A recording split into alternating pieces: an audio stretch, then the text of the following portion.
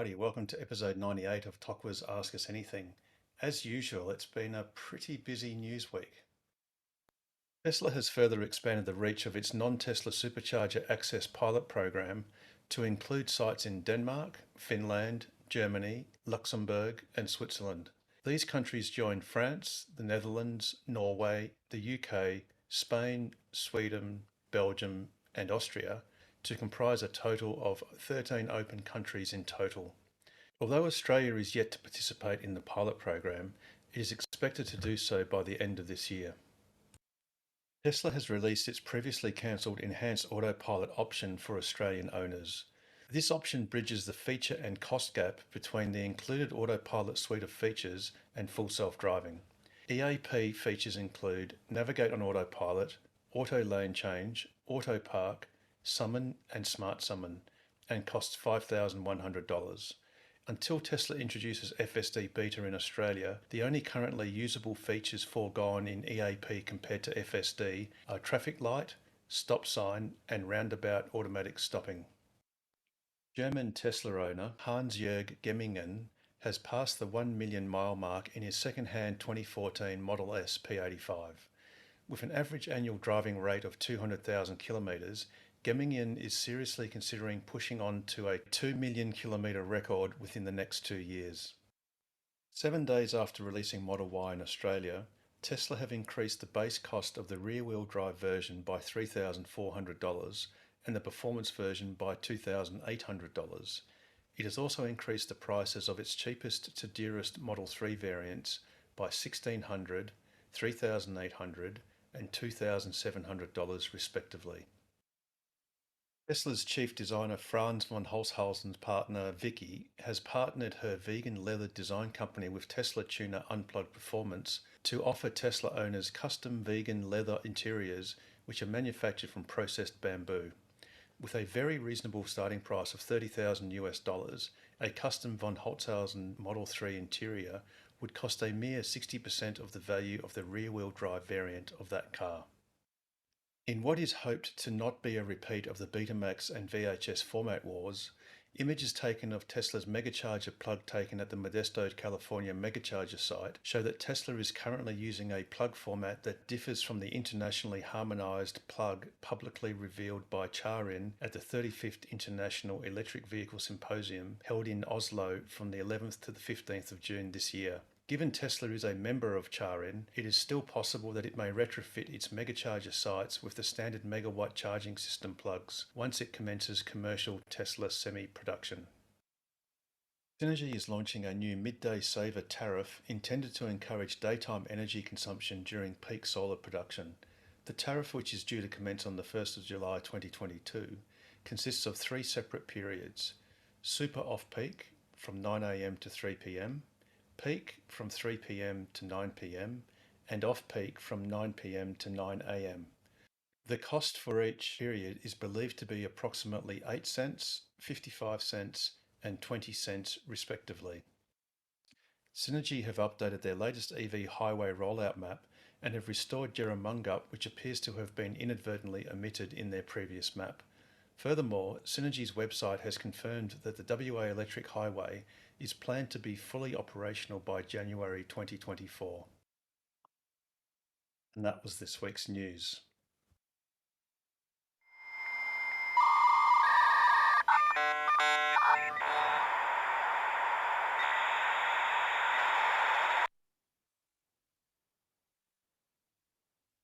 Oh, and that indeed was this week's news. So, Pete, I think you might have some commentary to do with the Model Y price increase. Why would that be? You're on mute, buddy. When you're unmuted. Sorry, guys. I was just a little bit disappointed that the price went up before anyone in WA got to, apart from Nigel, of course, we had to fly to London. But before anyone in WA got a chance to see the car in its flesh, every state, pretty much, or all the eastern states had demos for over a week. Queensland had 4 demos, and just looks like we're a little bit forgotten about here in WA. So, yeah, I mean, I think it was about 8. No, it was 8 people that ended up, or there was 8 orders amongst my friends and family, and I had another half a dozen who were interested, but they just didn't want to place a non-refundable $350 deposit before getting to see the car in person, on a sight unseen basis. So one of them has ended up going ahead regardless, even at the higher price now.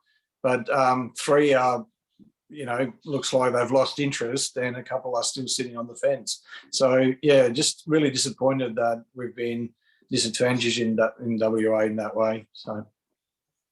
Yeah, I couldn't agree more. It is a bit disappointing because I think some people quite reasonably just want to have a look at the car just to confirm that it's what they want. And there's no doubt that as soon as they looked at it, they would have slapped down their $350 immediately. So, yeah, I guess you could say that whereas, sometimes we like to be ahead of the curve, in Tesla land, we're definitely not, unfortunately. No. And Apple clearly have worldwide logistics where they can deliver multiple millions of devices, whether they're phones or whatever the latest thing they're bringing out, throughout the world simultaneously and kept secret and release it all in the same day.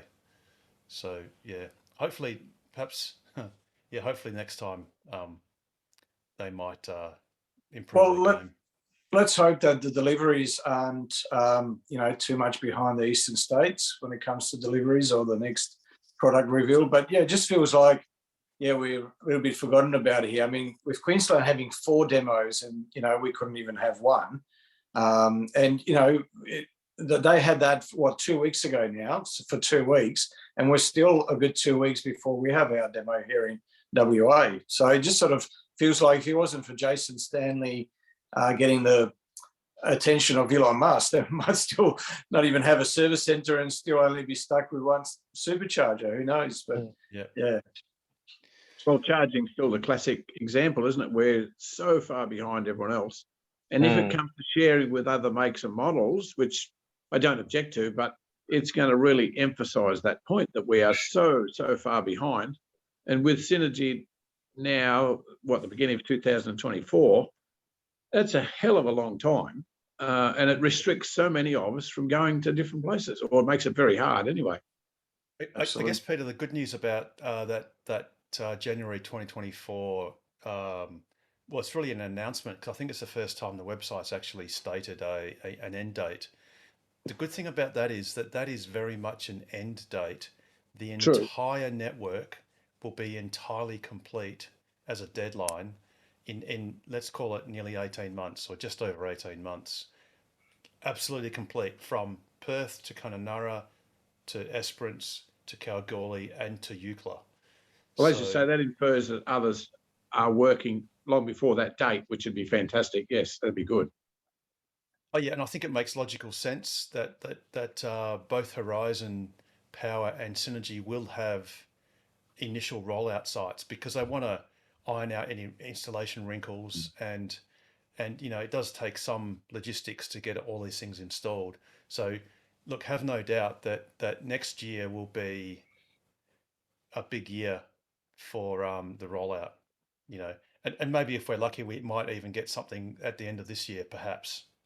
We'll certainly keep an eye out on any council meetings and see if anything pops up that might be interesting. But I totally agree, Peter. It is, we are wait a while, and I note, I didn't put it in the news because it's very local news, but Texas, off the top of my head, I think it was either $480 million or $430 million being invested in fast DC charging infrastructure, bearing in mind that the population of Texas is about 28 million people, which is similar to Australia, but when you correct it for currency exchange, it's vastly more than all of Australia is investing, for that matter. Infrastructure. But Texas, if it was a country, would be ninth ranking economically in the world, even ahead of Russia. So it's a powerhouse. Yes, I've got a question I can throw to the group if I can. Has anyone had experience where their Tesla model mobile connector, if they're on a road trip, doesn't reach the car and have used an extension cord to make the leap from the motel room to the car? Yeah, I've used an extension cord Yeah. several times, works perfectly fine. I got a message saying that the ground, the earth, wasn't up to the task, and so no charging. Oh, it might have been was it a 10 amp? That was a 10 Was amp. it? Yeah, one of those cheap ones. Yeah, normally I use the. Oh no, I only buy expensive Bunnings cords, Paul. Yeah, I know. I was thinking, the orange Yes. cable, that Yes. one for the caravans, that normally Yeah. works quite well with UMC. That's a 15 amp though. Yeah, but then you put it through, what is it, Amberlin or something like that? The one that takes Amphibian, I think. 15 to 10. It's orange as well, and then you plug that in there, so that will Right. drop it down for you. Okay. So, and that So Stephen, I have haven't you had any confirmed- issues since then.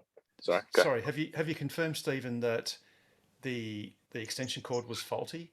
I mean, it's also possible that the GPO, the PowerPoint, had a Oh, faulty. for earth. sure. Yeah. Well, that's what I settle on as the answer. No, the extension cord works fine. I've tested it at home. It's fine.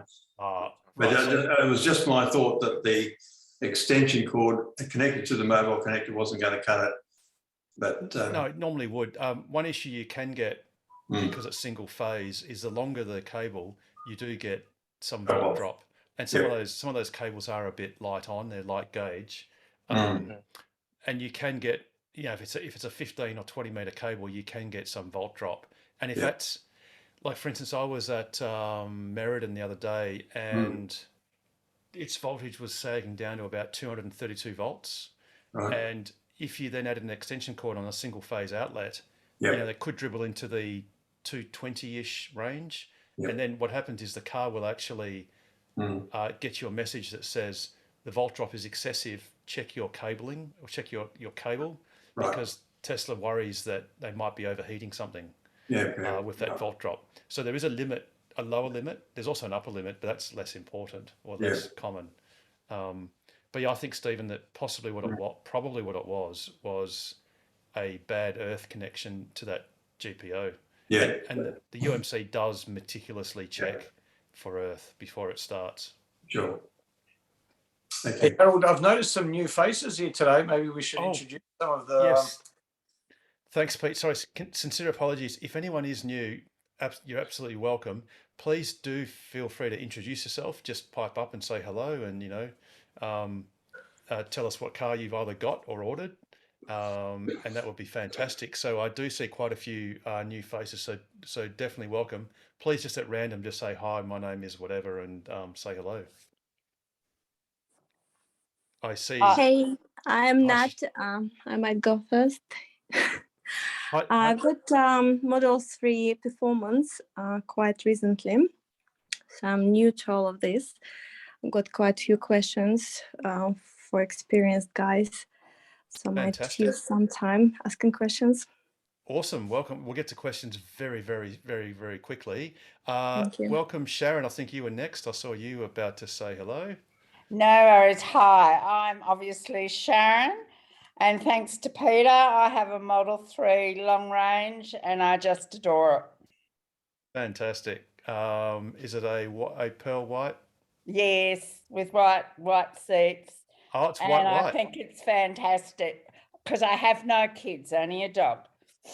I believe that anyone that Pete recommends is told thou shalt buy a white and white Model 3 or a Model Y for that he matter. just assumed I had good taste. Oh. Well, in Straight that case, back I at you, dare say that everyone Pete knows does have good taste. Yeah, that's right. How much did that endorsement cost you, Pete? Oh, Wasn't cheap. Good to see you, Sharon. It was a nice Lovely to surprise. see you too. Yeah, when I said new faces, I mean new faces to the to ask us anything, not new faces in terms of obviously. So Sharon's mother-in-law of one of my groomsmen. Oh, cool. Yeah. Fantastic. Well, welcome, Sharon. Thank Is there anyone else? I see quite a few new names. So please, yeah, feel free to shout out.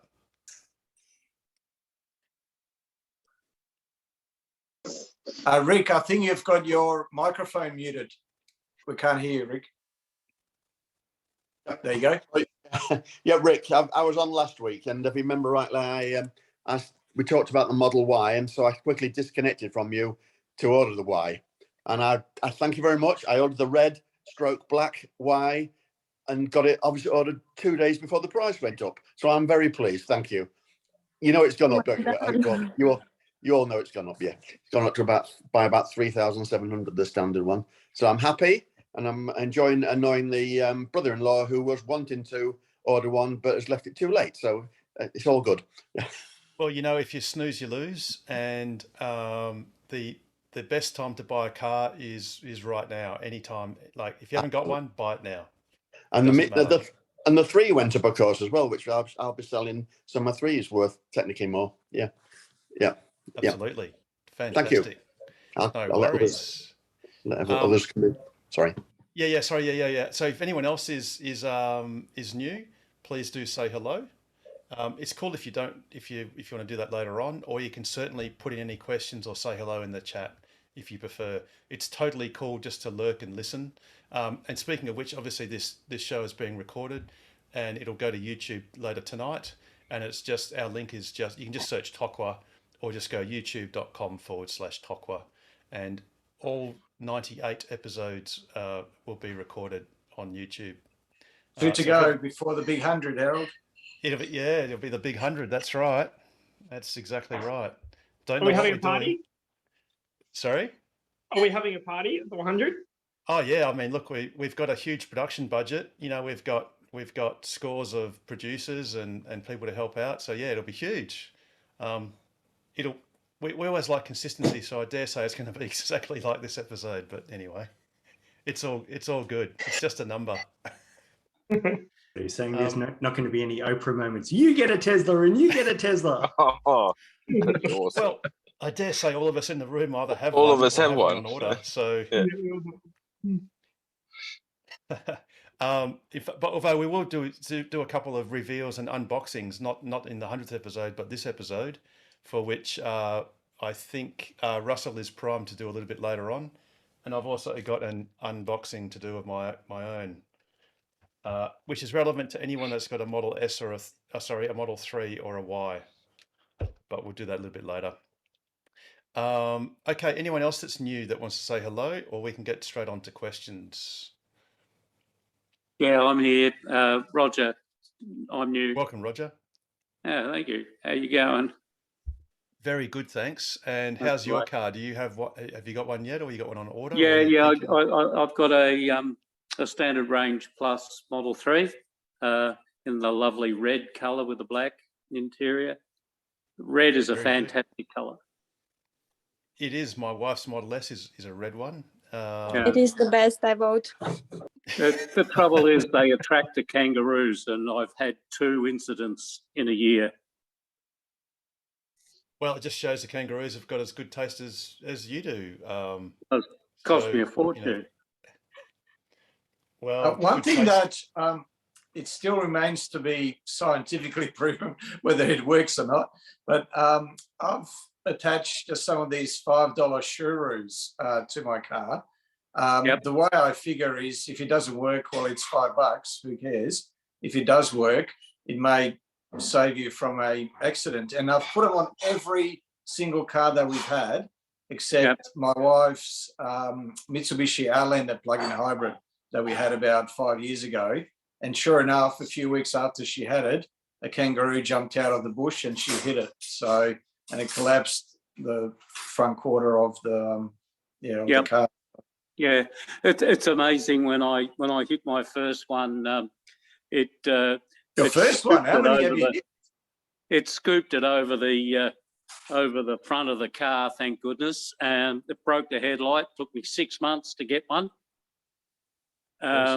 which was a bit of a pain, of course. But then when I stopped and got out, the kangaroo was sitting on the side of the highway there, licking its paws as they do. but it was all right, you know, and the car not as badly damaged as I've seen some others. Well, I think But Peter's then advice. my Oops, wife, sorry, go on. my wife got T-boned by a big one, and it's damaged 2 doors in the back panel, the driver's door, and yeah, just before I had the first lot of damage repaired. Of course, that's called Murphy's Law, and with a surname like that, I know what it's all about. So Yeah. what Pete just said about the Shuru probably should be followed by this. Oh yeah. The previous comments were general in nature and shouldn't be taken as personal professional advice. Listeners should seek their own independent assessment from a qualified advisor and not rely on the general nature of information in this program. But having said that, give it a go. Sort of As a Pete given, says. really. Yeah, that's right. Exactly right. Okay, we might as well go to some general questions. I think, Nat, you had some burning questions in your mind. I do, yeah. There were a couple guys raising today question how expensive Teslas are. So with that in mind, I'm curiously looking at different platforms which are offering to rent out your Tesla for a day or provide like Tesla experience services. Does anyone ever done anything like that? Is there any experience out there in community? Which you mean platforms are the best?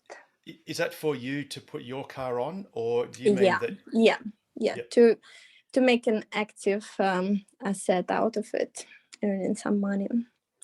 Natalia, I know a few people in the club have. I don't think any of them are online at the moment, but a few people have gone through EV. Yeah. Yeah, EV seem to have, the important thing here is your insurance policy. So, you know, you said the car is expensive. So the last thing you want is to find that the renter has totaled the car and it wasn't insured. Yeah. One thing that I've always struggled with was what happens, let's say your contract is with Joe Bloggs, and Joe Bloggs lends the car to his mate because he's drunk too much, and mate totals the car on the way home. So obviously Joe Bloggs is responsible because the contract is with him, but let's say he doesn't have 2 cents to rub together. What happens in that situation? So there's all these sort of things that you probably need to look into and just make sure that you're comfortable with, you know, taking that risk. In terms of Teslas being expensive, I would argue they're the cheapest EV on the market.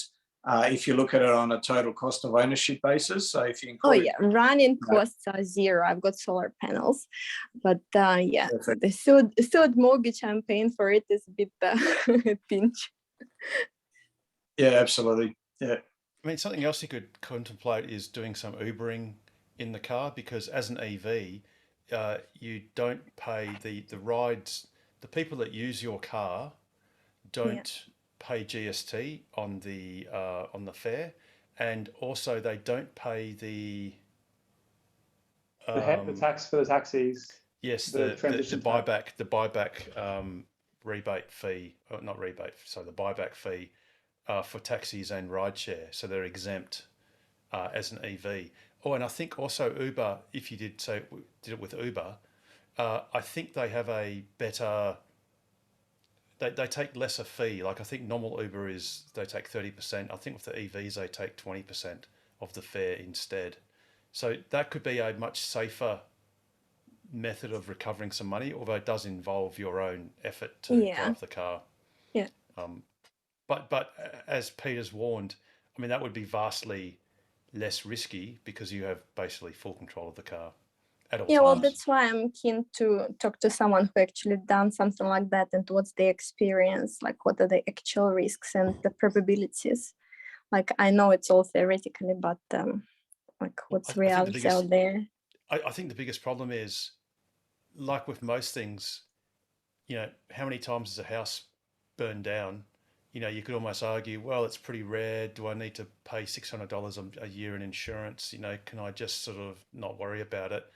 Everything's great until something goes wrong. Yeah. And the problem is when someone is booking on an online service, you don't know, like Pete's scenario is perfect.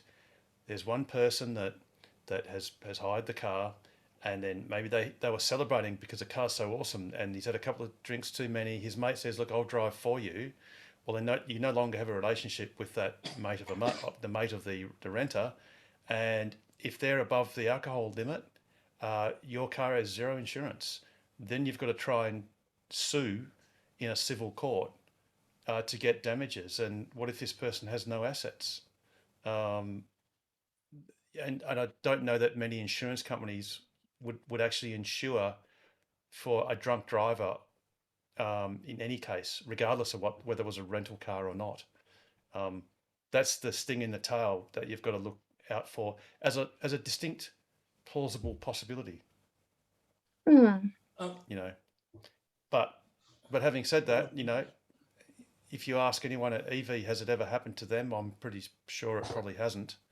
But it's just a possibility. It's just something to be aware of, just in case. I did see an Uber driver last night on Channel 9 News having a close conversation with an Uber driver. I think the driver's still in hospital at the moment with broken jaw. It was highlighted on the news last night. So yeah, right. I think it's probably safer to drive an Uber in Beirut or maybe you know downtown Poland. There, it's in the house. Welcome everybody. Sorry, I'm running late. Yeah, so cool. Well, that's that. Nat, have you got any other sort of questions that you were thinking of? Just on that before you finish, I was selling a car recently, and one of the questions on like the car seller place, like if you sell it to a dealer or whatever, was, has this car been used for rideshare? And they were refusing to buy cars that actually had been used for rideshare. So maybe the resale ability might be different. I haven't really done a huge amount of research, but it's something I noticed. Okay. Good point. Well, thanks for your comments, guys.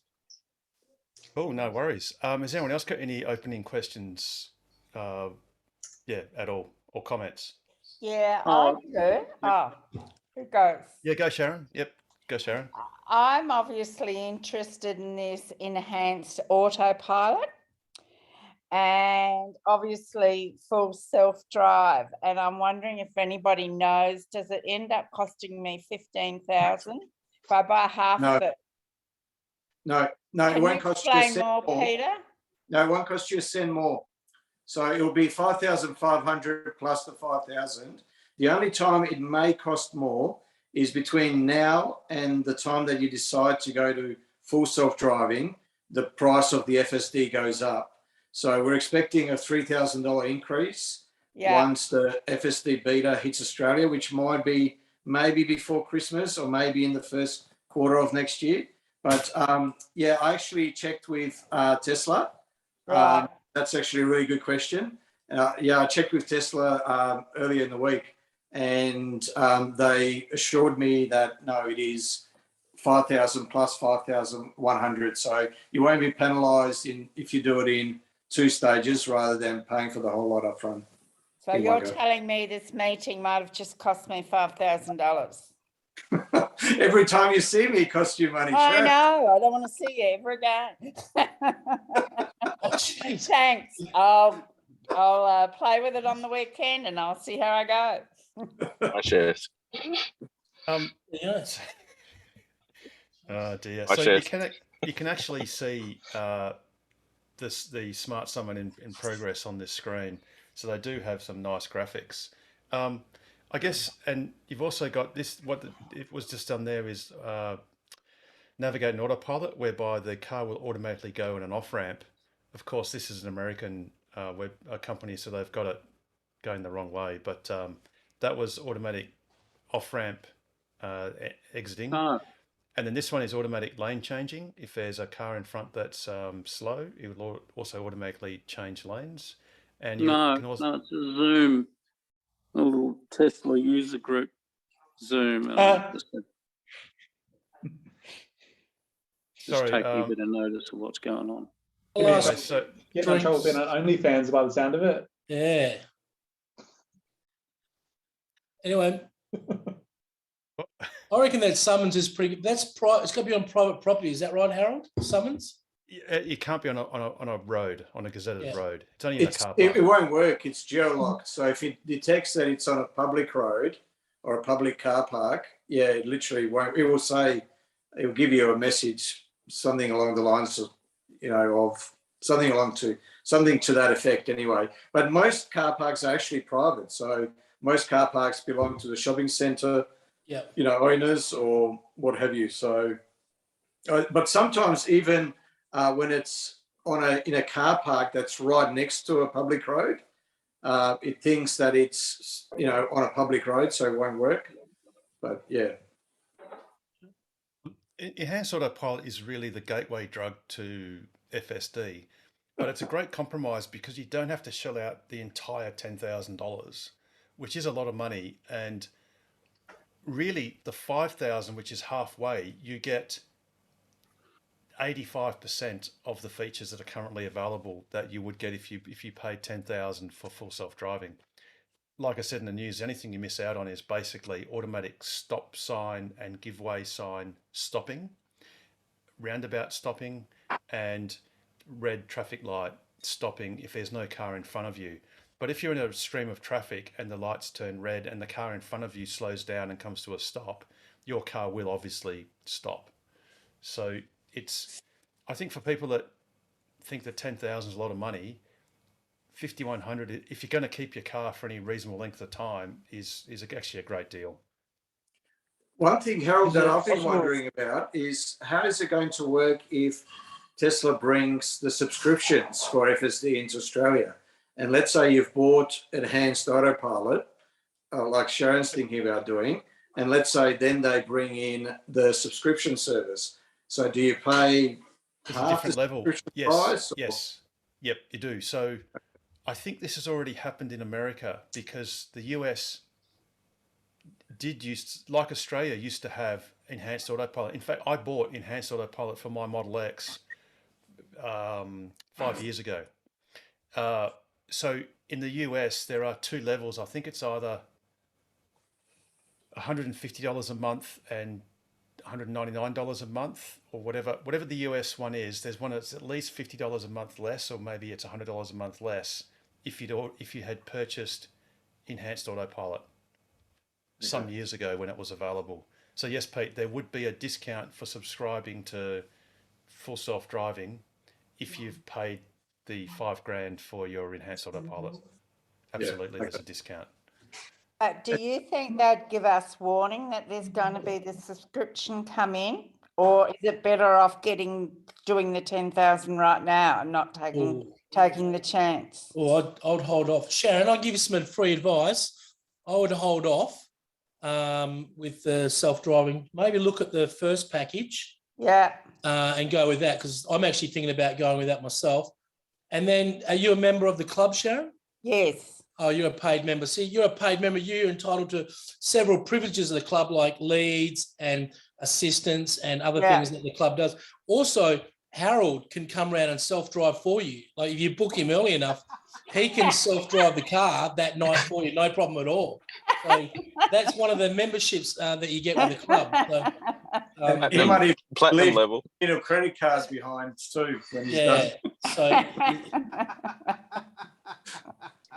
Yeah, thanks, Sharon. Is it? I've got a serious question, or semi-serious question. Is it possible to trial the full self-driving, enhanced autopilot for like a week or something, or is it either all or nothing?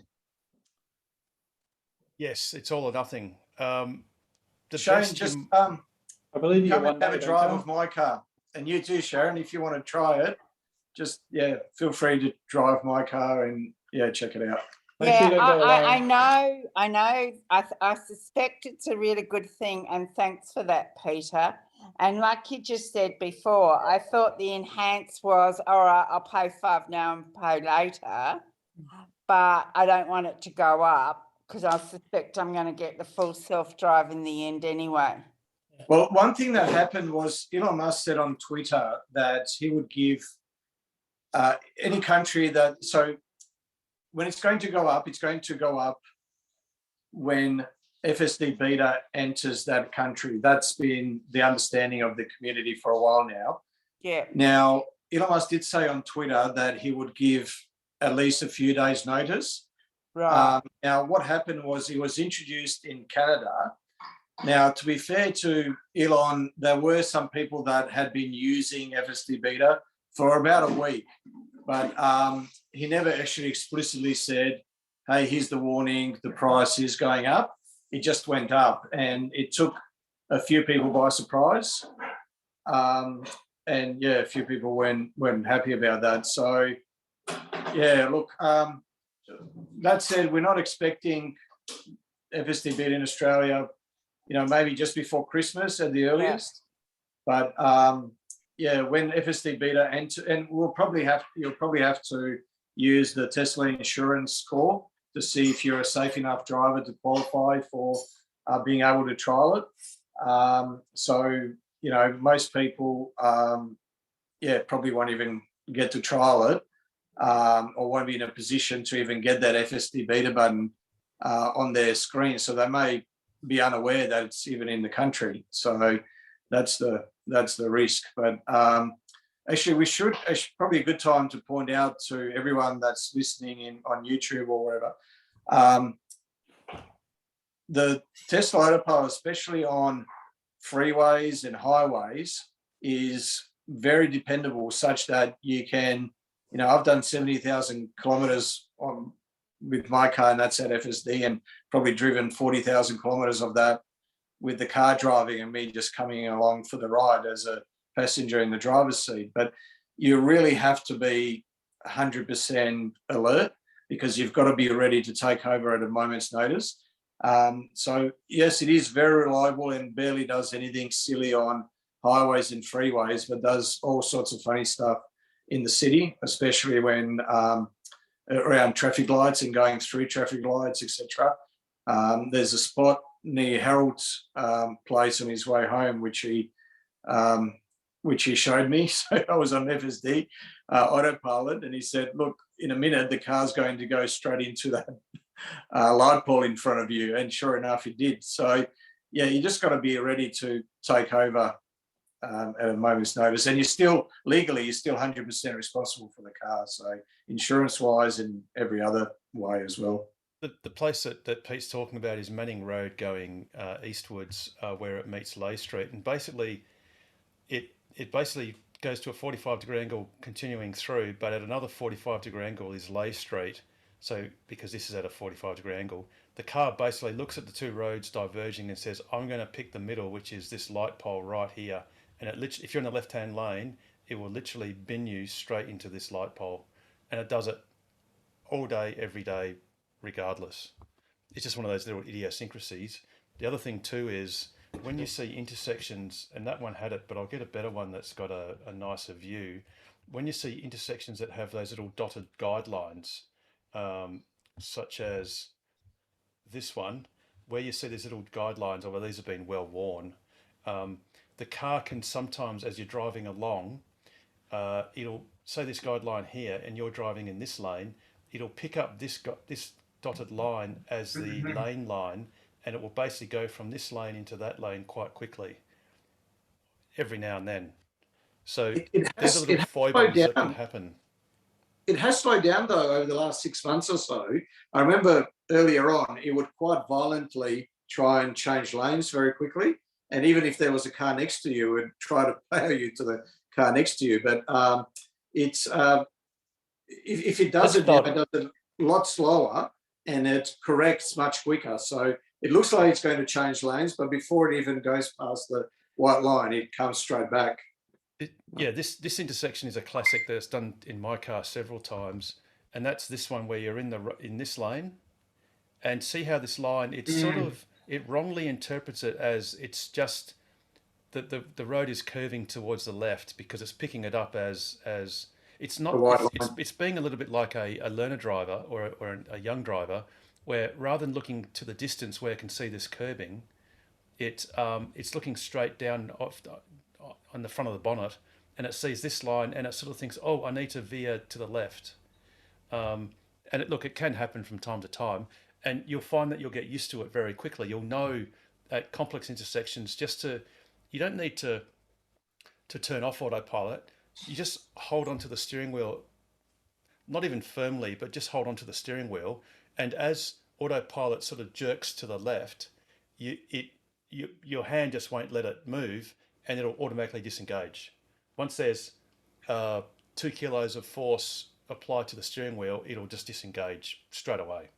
So it won't actually do anything bad as long as you just hold the steering wheel going through those intersections. But as Pete said, it's doing it less and less, but it still happens from time to time. But that's on autopilot. That's got nothing to do with buying this $5,100 enhanced autopilot. That is just standard auto steer that all the cars will do if they're engaged, if you've got it turned on. But Sharon, look, Navigate on autopilot. It's a great feat. Look, it's nice that you get to a freeway off ramp and it'll magically, optically see where the off ramp is, even if it's if it's been modified, and magically turn the indicator on and go off the off ramp. Is it a killer app? Not really. Another feature of Navigate and Autopilot is the automatic lane changing. If it sees like the lane you're in is slower and it goes to another lane, to be honest, in my car I do have it on, but I have it set to confirm before changing lanes, because you can set it that it will just automatically change lanes, but sometimes it does it in the incorrect way. It'll go into the right lane when it should be in the left lane because there's an upcoming off ramp. And sometimes it's just not very optimal the way it chooses to do that. So you should discount Navigate and Autopilot as a great killer feature. Smart Summon, great party trick. When it works, it looks magical, but often it sort of gets a bit stuck. But things like automatic parallel parking is, in most cases, awesome. It's almost magical the way it does it. And the perpendicular parking, the rear parking, not so much. It's getting better. Everyone else's experience has been. Yeah, it's good. I'm going to humbly, completely disagree with what Harold said about Navigate and Autopilot. I think it's the killer feature in my car. Wow. My daughter works at Carina, and I have to drive back and up and down the freeway the same stretch over and over again. Mate, it just saves my life. Lane change just works. It's great. You do automatic lane change, Yep, Ken? yep. No confirmation. Automatic lane change. I just let it go, and it's great. I'll trump you, Ken. So I've got it set up on no confirmation either, as well. But I've got it set on Mad Max too. Yeah, me too. Me too. In Perth, it has to be on Mad Max. Otherwise, it's just too. It's just far too polite. Wow. Gee, I know several stretches of the freeway, obviously down south, which is different. It's a different section. It's a different zone, where it goes on Manning Road. It picks the left lane to go onto the freeway, and everyone knows you've got to be in the right lane. It's just madness. But hey, I'm in a special zone of Perth, the People's Republic of south of the river. It's just Manning Road. It's the worst interchange in the whole Perth setup. And it was so cheap to build the extra bit. $30 million. More money than was spent on the EV electric highway. We're not going to start about that, because otherwise I'll start on my interiors, but we're not going there. I'm just going to leave it. Well, speaking of, since you did say the I word, which is interiors, I think a $30,000, I was going to say that's burnt $40,000.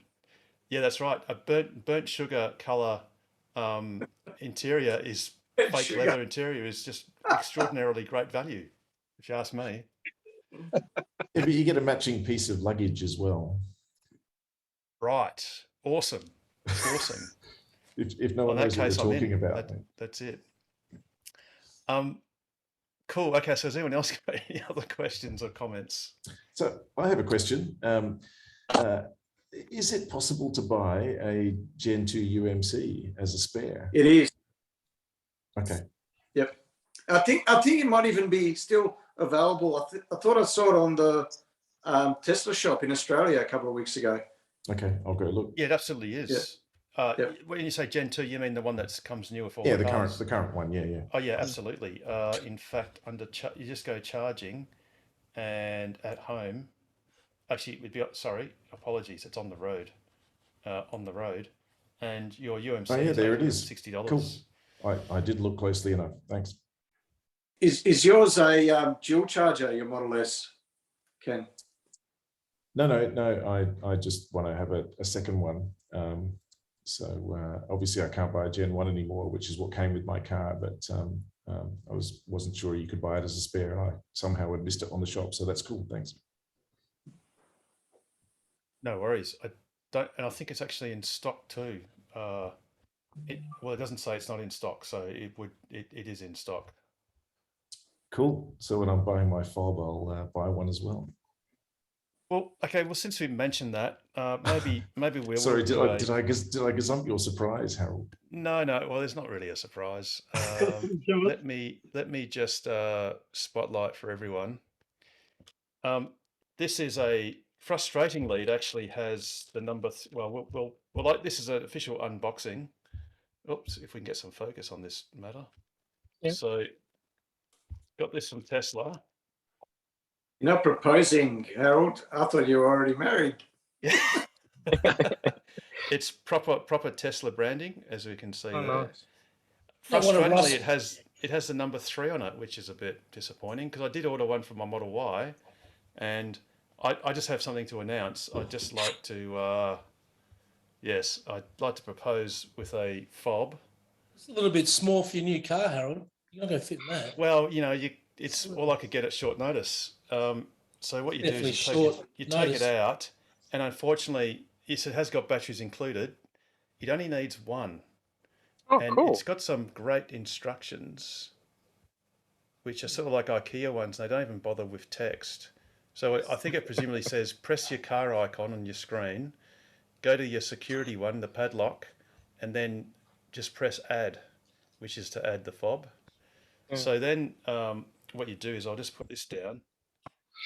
Actually, I don't want to get Tesla in the poo, but I guess I'm probably about to.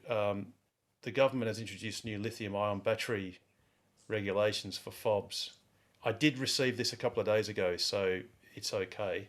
But basically, there's a section here. Oh, by the way, you've got, it looks like a little car. So on the front, if you press that button, it'll pop your bonnet. And then at the back, there's a boot. So if you press the back, it'll open the boot. And then to lock or unlock the car, there's a top section that you just press in, and that's got a button which will lock or unlock your car. What it will do too, though, is when you press and hold the boot button, it'll open or unlock or stop charging from your charge port if you've got like a Type 2 cable that you don't have to worry about using your app or going into your touch screen. So basically what you do is there's a little section here, a little clip that you basically jam your fingernail in and split it open. And then all you do is you just slot in one of the batteries. You only need one, and you basically put that in and then re-clip it. You sort of engage it to the front. Oh, and this is great TV. And then clip it in like that. And that's your fob. Now, the good news Harold, is... do you reckon you could do one of those YouTube shorts of that? Because that's going to get like 1 million views, I reckon. There was no sarcasm in that either. Yeah, absolutely. Now, the good news is that if we go to Tesla's shop, this is unlike the von Holtzhausen interiors. This is a lot more reasonably priced. Vehicle accessories, Model Y keys, and it is $235. Yeah. Now, or you could get 2 cards for $45. Or you could get $40. Oh, $40. Sorry, yeah, $40, 2 cards. But the cards don't have buttons on them to allow you to open the frunk and the boot. That's right. So there you go. Harold, I've thought a few times about whether I should get one or not, but I just think it's just another thing to have. And I love the fact that my Model 3 doesn't have a fob. And it's just another thing you've got to worry about the batteries and worry about not losing it. I'd rather just use the app. So the for my thing that the fob has that the app doesn't. For my frunk, I've got a NFT chip that I've put, NFC chip that I put under the bumper, and I just touch my phone on it, and the bonnet opens. So you don't have to press the button. You just walk up to it. I push my pocket into my bumper, and my phone's not in my hand. Otherwise, just tap my phone on the bumper, and it pops open. Oh, so the NFC card goes to an app that tells No. Yeah. So I've got a routine. So when it attached to my phone, it tells my phone to press the bonnet open button on the app. When you say routine, Russell, are you actually playing music when the routine's on, or is it like a little stage show number, or? I can add it in if you want. I can come set it up for you if you want. Have to wait till after 11. Yeah, okay. There you go. So that's my little unboxing, courtesy of Ken's great source of a segue. Yeah. So Russell, do you want to? Are you good? Do you reckon we do you can want a bit of answer Chris's notice? question first? Chris has a question about. Oh, apologies. We've answered it a few times before, but it's probably worth going over again if you want. Otherwise, I can answer it if you want. No, I'm not even aware of Chris's question, and I haven't. Oh, apologies, Chris. I didn't even read it. But since Russell, you did. Thanks for Zappy charge. Right. So question. This is a great question. Zappy charge is the main option, or are there other viable options? The current inverter is not supported by Charge HQ. This is my personal opinion only, and I don't wish to besmirch Zappy. It's a great product, but I think off the top of my head, it costs around about $2,000 plus installation. Bless you, Jared. Thank you. Yeah, it costs about $2,000 plus installation. Now, the point of a Zappy, the intention of a Zappy, is to harvest surplus solar power during the daytime, and rather than letting it just erupt into the grid and you receiving between 3 and 7 or 10 cents per unit for it, it diverts it into the car. The problem is, and that's a great thing to do, that's a very good thing to do. The problem is you are prepaying more than $2,000 for that privilege.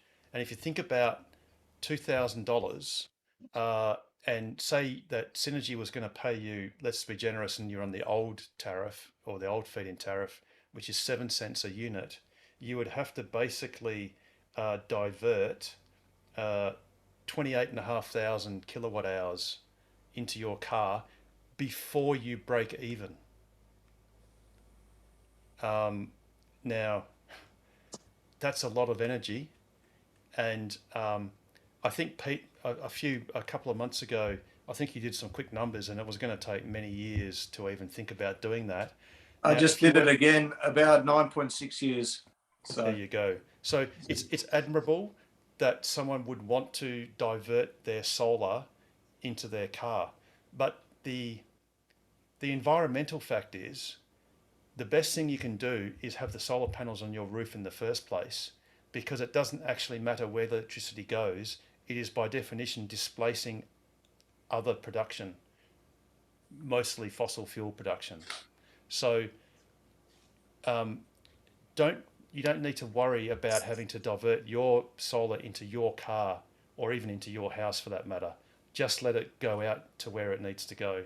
And also too, with the actual your car itself, you can manually just go in, and if you realize that you're producing more than you're using, or your battery's full in your house already, if you've got a battery, you just turn your car on to say start charging, and it'll stop up any additional.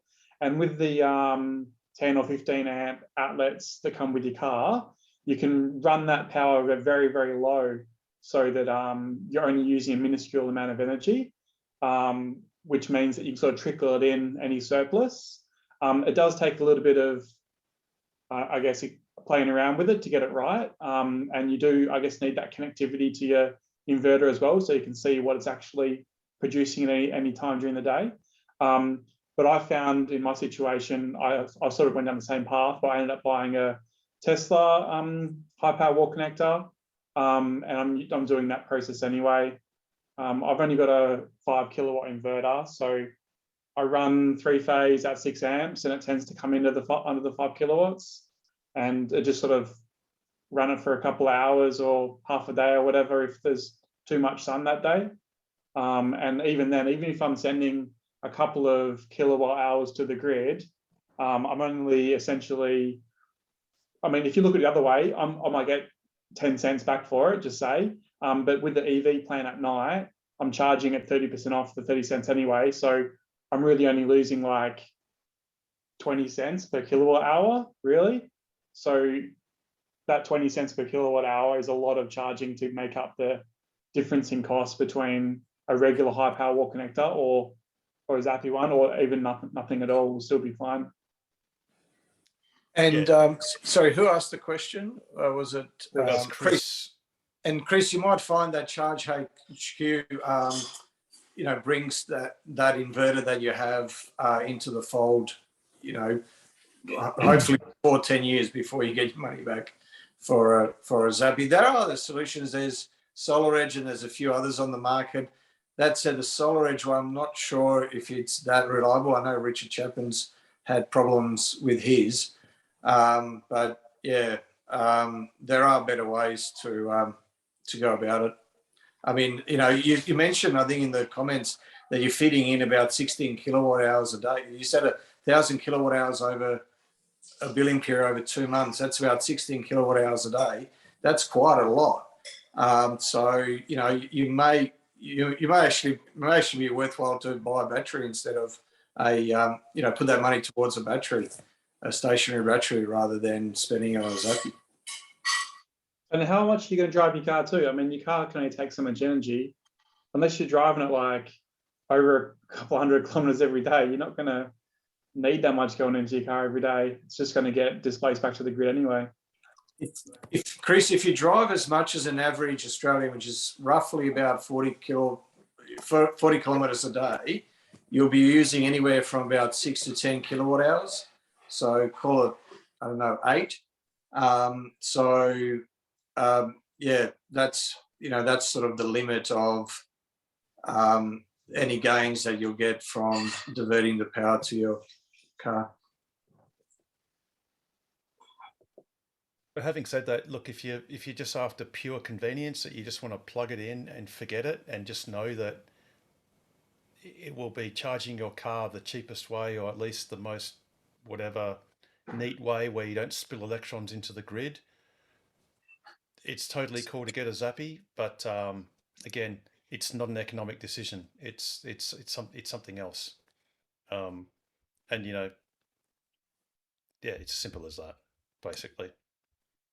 But great question. In any case. Go, Shane. Shane. I was just going to throw in 2 bobs on the whole idea of Charge HQ, using Charge HQ, to track your solar output.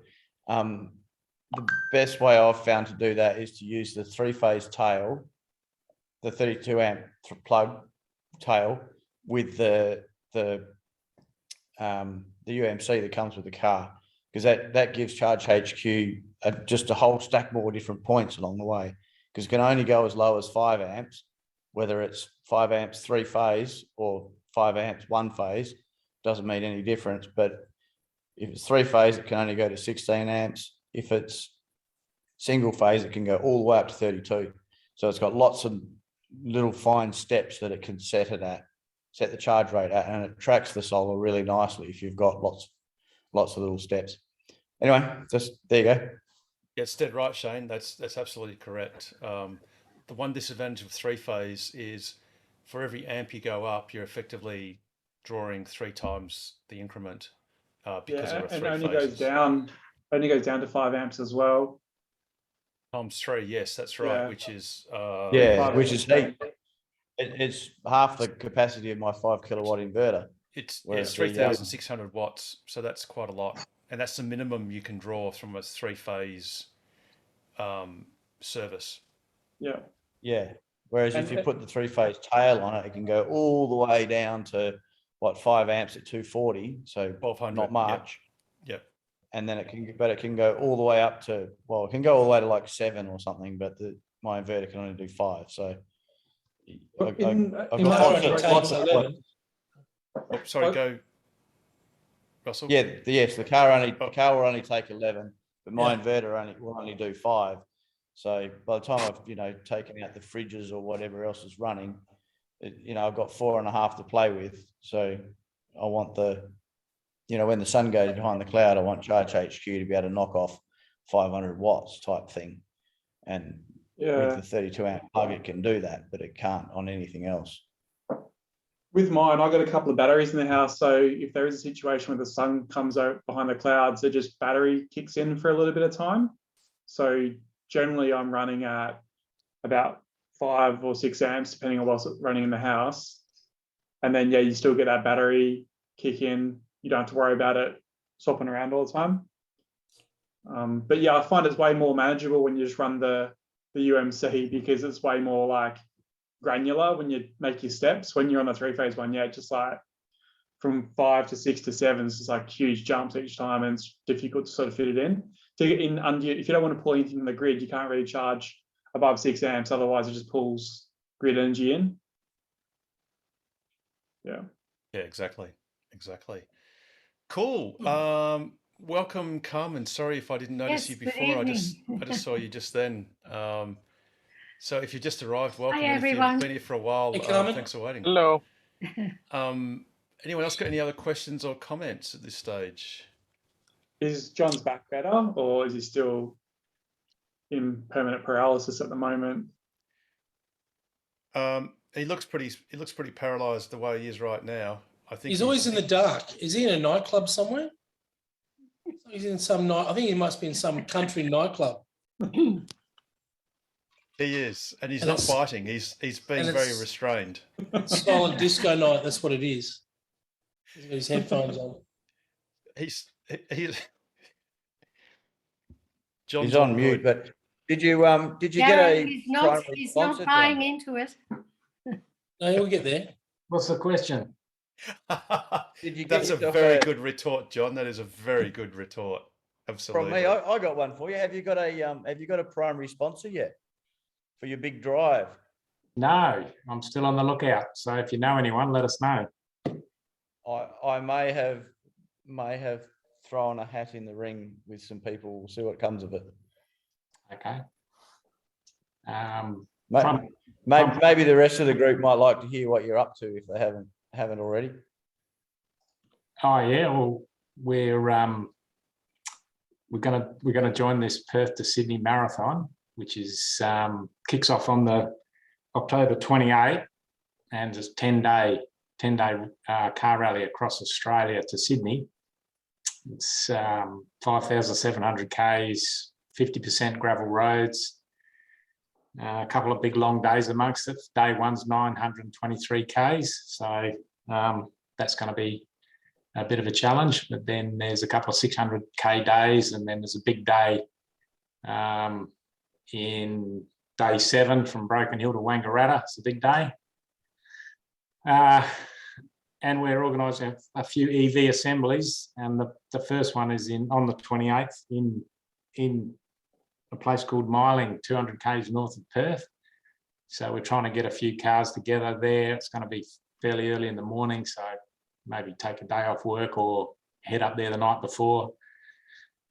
And what we're going to try and do there, the rally's going to kick off from Perth about 6:30 in the morning, and the Jürgen and the rally car will get to Myling about 8:30, and it will stop. We're going to have a charging asset there, and what we want to do is start sending our cars.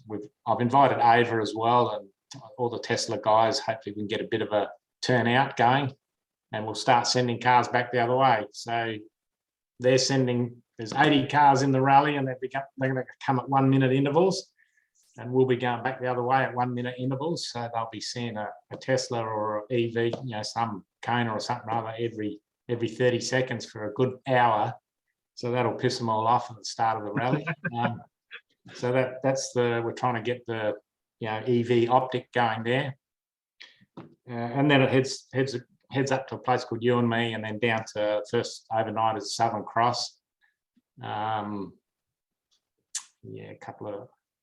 actually I found a couple of mistakes in this presentation I need to fix, but yeah, we end up in Southern Cross for the first night, and then we head south the next day down to one more back, Harold, yeah, head down to Lake King and across to Norseman.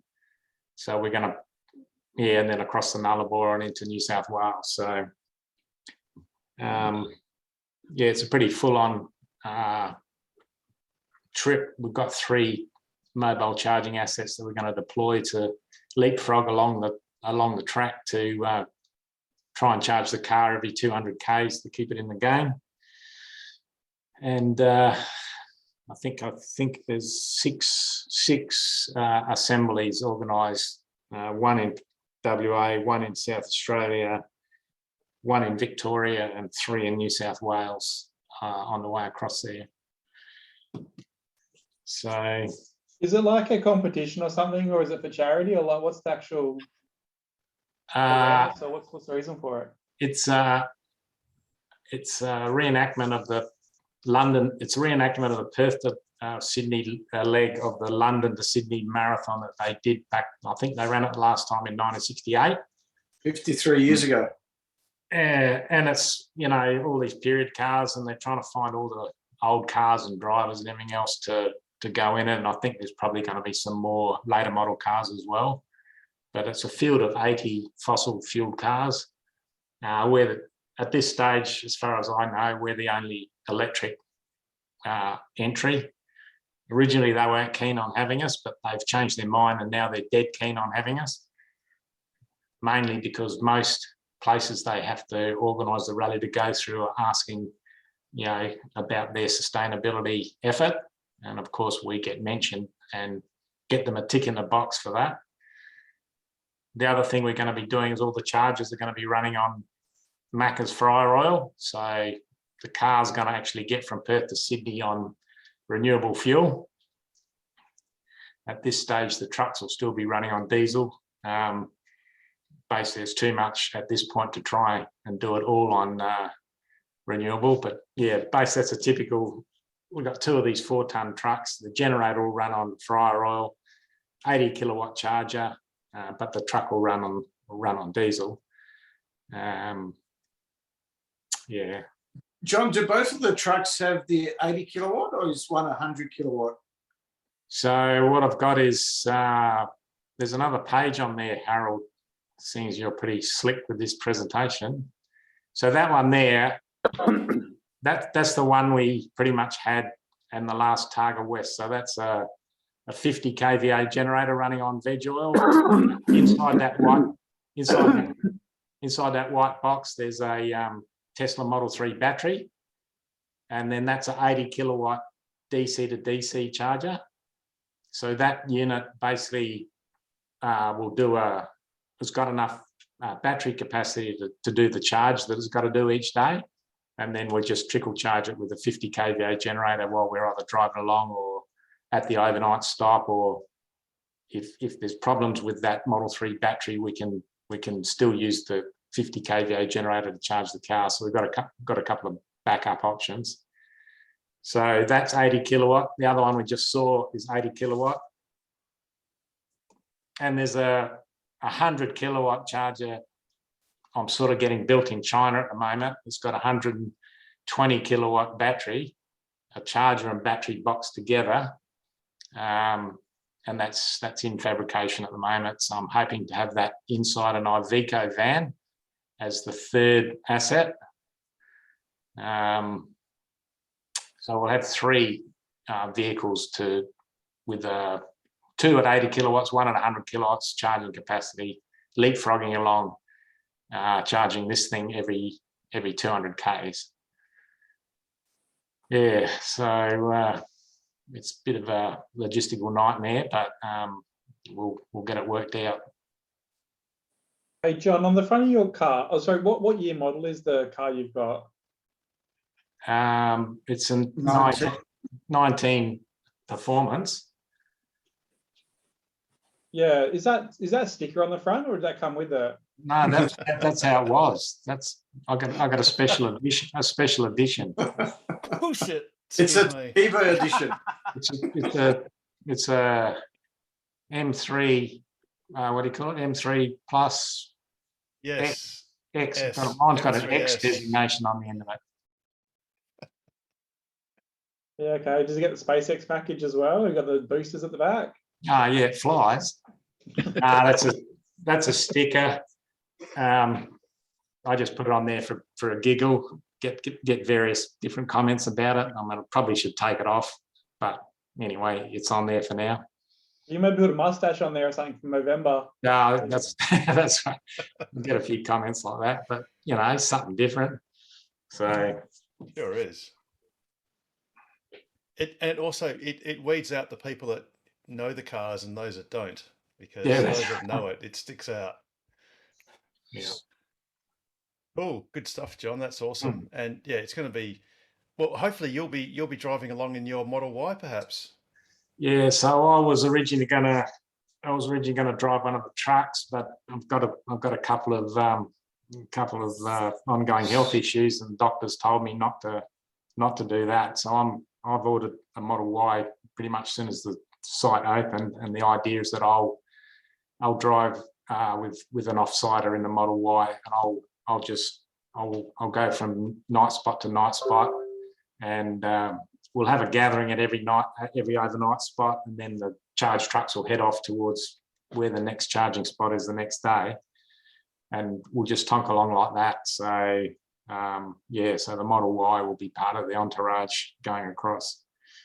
So, and I was given a fairly, reasonable reassurance from Harry today that September would be a fairly reasonable month to get it. So that'll be good. In Australia. Yeah, that's awesome. Sorry about that. I just was going to suggest that you might have a look at. So did you get a performance Model Y or a standard range? No, these cars are too fast for me. I don't like going fast, so it's got the standard range. That's all good. And owns a racing team, and he doesn't like going fast. Yeah, he can watch it. He doesn't need to do it. He just watches it. That's fair enough. John, what you might want to get is this from Unplugged Performance, which is a luxury coilover suspension kit for Tesla Model Y. Right. Because apparently, actually, sorry, I'll just get another screen up. There is a great video by Paul Marrick. He was the one that sold his Model 3 for a major profit, and then bought a Model Y the following week. I think he actually sold his Model Y, Model 3 a little while ago, but he said that basically it wasn't big enough for his kids. It's actually this video here, so from Car Expert. Oh, yeah. I think it's on our Facebook page as well, by the way. I think that's actually Pete's cousin, isn't it? Yes, it is too. It's Pete's cousin. Have you look at him? After he's had a shave by the look of it. I think they're in the same cell block. I think they're this. Yeah, I think it's cell block B. So it's actually it's a fairly great video. To be honest, if you already own a Tesla, you know almost everything he's about to say. But one thing he does mention is that the suspension is quite hard. The car that he actually reviewed is the standard range Model Y, but it's got the 20-inch wheel option and the white seats. And he did sort of say that the ride is quite harsh. And I think he actually had a performance Model 3, which have harder suspensions. But I know that Pete is going to well, Pete, what's your opinion of the Model 3 performance suspension? Oh, if anything, it's too soft. That's right, because Pete's a hard man, because he goes to eat rocks for breakfast and a few rusty nails later on for lunch. No, I made the mistake of sitting next to Jürgen when he drove driving the green theme. That's the mistake that I made. And the green theme's got beautiful suspension. It's like it's on rail tracks. Well, so actually, Unplugged Performance do two versions. They do the luxury coilover, and mind you, they're all fully adjustable. And you can also do the sport spec, although sport spec are highly sought after. But all jokes aside, you know, that could be an option for some people who may think that the ride's a little bit harsh. And it's fully adjustable, so you can actually adjust it to, you know, medium to hard to nice and soft and you know, nice. But just putting it out there. But yeah, so Paul Marrick's a review goes for about 30 minutes. There are chapters, so you can skip the stuff that you already know. You know, if you've got a Model 3, you already know all about the MCU, the media control unit, and all that sort of stuff. But some of the interior shots are pretty good, showing the cavernous boot and all that sort of layout. I guess the funny thing is he actually bought it himself. He did. He ordered one himself. Yes, he did. That's what I mean. That's pretty funny because he reviews cars a lot, and he you know, I'm sure if it wasn't that good, he would buy something else. Yeah, but at the end of his video, he sort of says, "Oh, I do hope that with the 19-inch wheels, the ride will be softer," because he did complain about the Model 3. But hey, maybe he's just soft. Yeah. Well, he loves Tesla. He does. He's a car reviewer, guys. He's got to find something negative, so they Exactly. objective. So give the ICE cars something to console themselves with. Exactly. But you know what I'd be interested to know is one thing about the Model 3 glove box. It's probably about half an inch or even less too small to fit in an 11-inch laptop. And with the new going somewhere else there with that. Russell. Still before 9. Russell, we'll stick with the laptop. Thanks, Russell. Yeah. Because the glove boxes, they've got the power supply in there now, the new ones, the USB-C. So you can, you know, you could leave your laptop in there, charge it, and the USB slots keep on charging even after the car is locked and you walk away, which no ICE car will do. So that's really handy. So you could stick your laptop in there, lock it in the glove box and walk away. But the Model 3 is just a little bit too small to fit in a 11-inch laptop. I fear though, Pete, that the Model Y is about 75 millimeters wider than the Model 3, which is good, but the whole dashboard is probably identical. It's probably identical. So the Model Y, is that in Melbourne and Sydney at the moment, is it? Absolutely. And in Queensland, It's been It's there not for in a Perth. couple of... Brisbane, Gold Coast. Oh, but not in Perth. No. So when they bring it to Perth, will we get, as Tesla owners that have a reservation, will we get to look at it first, or will they just go, no, it's just open to the public? No, it's actually it's as you said, Paul. The most preference will be given initially for test drives will be to people who already have an order. Now, this is again just a very personal opinion. I think Tesla should treat it differently. I reckon to get a test drive, you need to place an order, but you need to place an order. You basically need to go to their website, book a test drive. The website say, we'd love to have you for a test drive, but in order to do this, you need to place an order now. So you book a test drive, place the order, a bit like PayPal, place the order, put $350 down, then go back to the booking page for the test drive and then book the test drive. Because people like us, as much as we're curious to have a look at the car, we don't need to, we're going to buy it anyway.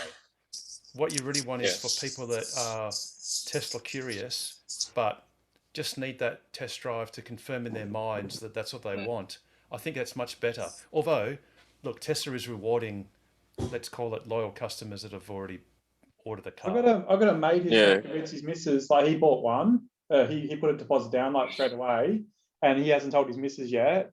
And when he's already booked a test drive, and they called him and they said, you're on the list, like you're going to be, he pretty much booked the test drive the same time it went on sale because they opened up for test drives too.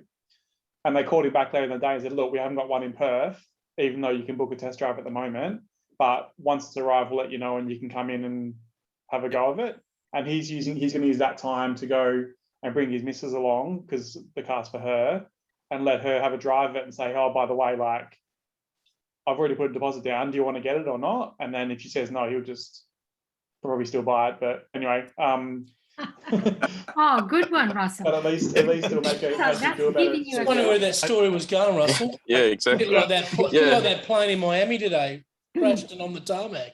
Yeah, Russell, are you telling us that you haven't told your wife you've ordered a Model Y yet? Oh, no, Is that- no, she wanted to buy it. Yeah, she your wanted to friend's get it. moving in with you, Russell, in the spare room. I don't There's think enough he's room in gonna- the car. I don't think he'll have any trouble if he does buy the car to sell it, like if they're not happy with it, because I'm sure there's going to be pretty high demand. But I don't think that you could drive it and not want to keep it. It's probably going to be more of a financial decision than I guess, personal decision if they want to sell it. But Russell, Pete's got a fully cogent argument that says that that's the cheapest EV on the road. Oh yeah, he's trying to get a dual cab ute though. That's the difference. Like he's got this until so that's that, or it's a dual cab ute. Wasn't there electric dual cab Luke came out today? You see that? That's in New Zealand, I think. Yeah, what was that? It was it was a Great Wall. It was one of the Chinese. Right. Yeah, right. Not very good range. Yeah. Just as long as the extension lead. Yeah. See, speaking of people that buy Teslas, Andrew, you're in the room. How long have you had your Model 3 for? 3 months. 3 months. And how long did you take to buy a Model 3? No, I was lucky. 1 month. Oh, should I say, how long before you made the decision to buy a Model 3? Oh yeah, 4.5 years. Okay, and what did you buy 2 Fridays ago? I've ordered another Model Y. So you went from a no Tesla family to a 1 Tesla family, and then now you're going to be a 2 Tesla family in a few months. Possibly. After having your car for just a couple of months. Bit of a convert. Actually, the wife was the one who said, "Let's get the Model Y." So I didn't have to persuade her at all. There you go. So, so Russell, I think your mate is fully in, because anyone that hops in that car is going to love it. They're going to absolutely love it. I agree. I don't think it's going to be an issue. It's more just you're talking about test drives. I think that scenario I've described there is probably going to be more than a handful of people are going to have that same scenario, I think. Yeah. I'm not going to book a test drive because I don't care. Like, I know it's going to be good. Like, why do I care? Like, it's going to arrive and it's going to be fine, whatever. I mean, from my perspective, Leonie actually, even though I've bought the car, she still wants to get in and sit and drive it, sort of stuff. So that's fair enough too. But like, for instance, I so should everybody actually. Well, I specifically won't take it for a test drive as much as I'd like to, because I want someone else to do the drives.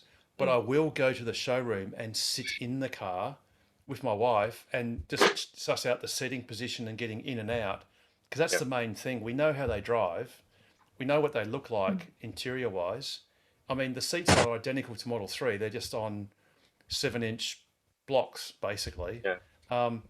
But yeah, I'm not going to clog up the test drives, for myself or my missus, but we will go and have a look, absolutely. When you're there, Harold, you might be able to answer some of the questions correctly that people ask as well. You might not be able to get home. Yeah, so I have one of those bungee cords hooked up, and maybe we'll have to go in 2 separate cars, so then I can stay back a little bit when my wife gets bored. But no, it's all good. Maybe the guys working there can ask you some questions. They might learn some stuff. Question. Oh, no, guys are good. Yes, question. John, go, shoot. Just on a different subject, I heard from a very reliable source, right? Very reliable. Like, he's a Kona driver, that Cybertruck's not coming to Australia. Excuse me. it's not new orders. Well, I know the orders have been cancelled, have been halted, but this was like they've decided not to bring it, and he actually went and even said the deposits are going to get refunded. No, that was the thing going around on bloody Facebook or some crap. Fake news. Yeah, it was actually brought out cancel by your order. a group of people that have zappies. Yeah. We started that one, and yeah. Right, that's good. Yep. No, it's new orders, but it's new orders worldwide sort of stuff. Correct. Because they've got like 3 million bloody cars, so there was just no point, reservations. So once they pump them out and that sort of stuff, but we still won't get the bloody car for 3 years anyway, I think. So. That'll be the best 3 years of my life waiting for it. Oh yeah, me too. I can't wait. So not that So, Leonie John- knows I've got a deposit down, so that's right. If I've got a spare room in my house, Paul. that's all right. The Cybertruck's enough room. If, for example, there was any question that Tesla wouldn't be bringing the Cybertruck, they would quietly just delete off Yeah. the Cybertruck page. It's no longer an order page because, as Elon Musk explained, and they have done, you can't actually buy a Model S. Sorry, you can order one, a Model S, for example, but it shows. We'll just leave it at New South Wales. 0 pricing and 0 deliveries. There's no delivery time frame whatsoever. And the same applies for the Model X, which, I mean, I've got an order for a Model X and even a price for it. But now when you order it, it has 0 price and 0 delivery time frame, literally nothing. They will take your money. They'll take $350, I think, and I think that one might actually be refundable. I'm not entirely certain. Would have to be if you don't know the price, Harold. Yeah, I think that's right. So, but when you go to the Cybertruck did change. I mean, many of us actually have Cybertruck orders.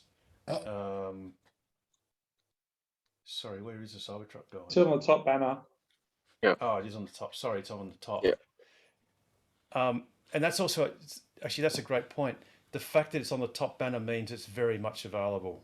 Yeah. It's just that it's not available anytime soon. But yeah, John, I respectfully call BS on that. Look, a lot of people, conspiracy theorists, a lot of people have thought, it's going to be too big to come in to be legal in Australia, because there was that question in Europe. But Europe have different regulations about what a car is and what different vehicles are. But the best way to know that a Cybertruck is lawful to bring into Australia Go to Kalamunda. F-150s, Ford F-150s are available in Australia. Up in Kalamunda, there's and there's F-350s. 350s. Yeah. And the Cybertruck has been stated as being within the size envelope of an F-150 truck. So there is no size impediment, and Tesla does understand what sort of a market Australia is. And I dare say Australia is probably going to be the second or third biggest international market, apart from the States, for a Cybertruck. All right. So have no doubt the Cybertruck's coming, but also have no doubt it's coming in several years. It'll be at least a couple of years before. That'll be worth waiting for. The US. So what you're saying is I didn't need to spend all afternoon feeling depressed. It's all good, right? No, if you're happy, John, we just gave you a little pep up there. Have you ordered a Cybertruck yet, John? I rang Beyond Blue and asked them about it. They didn't know, right? So I thought, all right, I'll wait until I ask anything, right? Or when in doubt, ask someone to come around and give you a hug. There's a virtual hug. There you go. There you go. So there is some warning with the Cybertruck, though, Harold, about that you can't drive in Mandurah with it, apparently. It's bulletproof. No, because that's been changed now. The bulletproof glass has been added. Oh, good. Well, see the angled sides. The Molotov cocktails just sort of just sort of glance off the sides. No, it's mainly because there's a lot of people singing and dancing goes on in Mandurah. You sure it's not Rockingham? No, it's definitely Mandurah. Are you sure, Jared? Are you 125% sure? I'm 125% sure, Alex, that there's a lot of singing and dancing going on in Mandurah. Right. There is a lot of that happening. That's right. So, John, the Cybertruck's coming, but if you want to feel slightly depressed, I know two people in this room that ordered a Model X at roughly about the 9th of January last year. And there's two chances of that car coming anytime before the end of next year. Yep. And probably more like, let's just say the EV highway will be completed totally before a couple of us get Model X's. And they were ordered a year and a half ago. So the Cybertruck could be, well, let's have a guess. Who wants to guess? 25. I was going to say 25. March, as well. March 25. March 2025. I'll say July 25. Oh, okay. There you go. I'll say Chinese New Year 25. I'll say June 25, Paul. You're trying to lowball me, you bastard. What do you want? I've got another Go, John. question. Yes, John. Yeah, go, John. I've got another question. This is about the electric highway. Yes. Right. Now, logistically, it would probably make sense, right? Like they've just ordered all the materials, right? All the gear, right? So that tender's been awarded, right? Within the last couple of weeks. The electric highway? Yeah, the gear. I don't think so. Russell, have you looked at the No, tender? it has. It has. Oh, yeah. Says who? Yeah. Yeah. Do you So want to look it up? I'll find out who won it if you want. Have a look, Russell. Well, Please. Gemtech? Gemtech didn't get it. No, Gemtech didn't get it. That's all I know. Oh, Jesus. They should have asked me to do the tender. Hey, John, just a quickie, because we're being recorded, just please make sure you don't divulge anything that might have been in confidence, just in case. Just quietly. I think this is in the public domain. Oh, okay, that's cool. If it's in public Oh, domain, right. it's fine. Anyway, I was just wondering. I don't know, but it would make sense because they've got all the sites organised pretty much already, right, with the power and everything else like that. Send a crew up to Kununurra and get that one up and running first, right? And then work their way back to Broome, right? Then Port Hedland. Yep. So I'm just bringing up the map now. So, oops. This is Synergy's website. This is the latest map.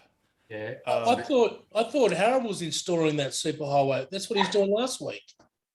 I thought Harold did like 900,000 Ks last week. I thought he was. I was just a test run. No, Joe, you got it wrong. Harold's just the 24/7 repairman, the standby repairman. Rapid response unit. Rapid response. I thought he was running the cable. Someone said he was running the cable. Kununurra, I'll tell you what, it's a bastard. You get those two bits of metal, and then you cut it into the middle of the road, and then you have to put like little pickup, like the little Scalextric, and run along. No, anyway. Boom, boom. So yeah, go on, John. So you reckon they should start at Kununurra first? I was being sarcastic. Yes. I mean, if they started at Kununurra and worked their way back to Perth, and when they turned on, the one at Jurien Bay, well, then all of a sudden the whole highway would be working. We could drive all the way to Kununurra. Yeah, I know that would be awesome. It would probably be better to start at Jurien Bay and work their way up to Kununurra. So once they got 2 or 3 going, we can start using it. Yeah, well, the thing is, everything in blue is Synergy on the Swiss, and everything in orange or whatever that color is, Any is news Horizon, on the? Horizon Power. Is there any news on the charging availability on the East Coast? Like, are chargers working fine over there? Like, yeah, they're pretty good. Most of them. I'm hearing that at the moment a lot of things are getting blacked out. Businesses, people's homes, they can't get power. I was just wondering if anyone heard that the charging stations have been affected. I think they've been okay. They have avoided most blackouts, but the power cost has gone up. So I expect that to be passed on to, like in the Queensland Electric Superhighway or EV Superhighway. Those costs would have to have gone up. But I mean, our costs are pretty flat, obviously. So that electric highway, is that owned by Synergy and Horizon? Basically, yes. Yeah, so then they're in charge of the maintenance or that then? Yes, that's right. Good, They own everything in blue is Synergy. So obviously Esperance, Belladonna, Carguna, everything else is Horizon. Clearly the Belladonna, Carguna, Madura and Eucla stations and a lot of these ones here, the Mueller Ranges, Lagrange, Sandfire, Pardue, all of the roadhouses, they are off-grid battery storage solar Yeah, right. installations. Now, what's really good is if you look at where it says when are the charging stations being installed, Synergy basically says fully operational by January 2024. That's going to be awesome. So that's only 18 months, and that's not 18 months before some of the stations are installed. That's 18 months before every single one of these is running, all of them. That's brilliant. Just So- wondering, Harold, if you had to build that many petrol stations, how long would it take? Fuck, ages. Oh, imagine the You got the- permitting these Imagine days. the in digging environmental up- stuff. Yeah. And Yeah. what about they're going to get the dim sims and the chips in there, and These all huge the- tanks underneath. Yeah, all the stuff Yeah. you need at the petrol station. Yeah, no. The only thing that I hope is that they're going to be reliable. You know, a lot of the stats from some of the surveys that I've read about, Driven had an article on one and a few others, even in the US, about 25% of them are down at any one time. Obviously, Tesla superchargers, you know, closer to 98, 99% uptime. But yeah, everything else seems like a quarter of them are down at any one point in time. And, you know, Risk you're taking. because they're every 200K, that's not too bad. You've got a little bit of redundancy. But if the 25% happens to be the 3 charges on your, you know, on your trip, the next 3 charges on your trip, you know, that's going to Pete, cost. every location has a dual nozzle AC at DC, so it's a dual nozzle DC at a minimum, but it also has, I'm pretty sure it's a dual nozzle AC backup. So at brilliant, worst, which is you'll revert back to what there is now. At worst, It'll that's be not to say interesting to see how the ones go above Fitzroy Crossing. I reckon there, Halls Creek and Warman, I reckon they could be a maintenance nightmare up there. Yeah, I can imagine the locals will do a little bit of artwork on them. Yes, and last try to weekend, do a souveniring as well. modification to them. Well, actually, it's funny you should say that because They're going to electrify the units. No, well, no. Well, they will be electrified. It'll be like a but, new zappy sort of thing, like when you touch it, try to break But it. swipe your card before you can get the plug out. Well, Oh, there's it's- actually a place. Oh, sorry, I'm just trying to find it in 2 seconds. There is a place much closer than that, whose plugs look like this. Oh, jeez.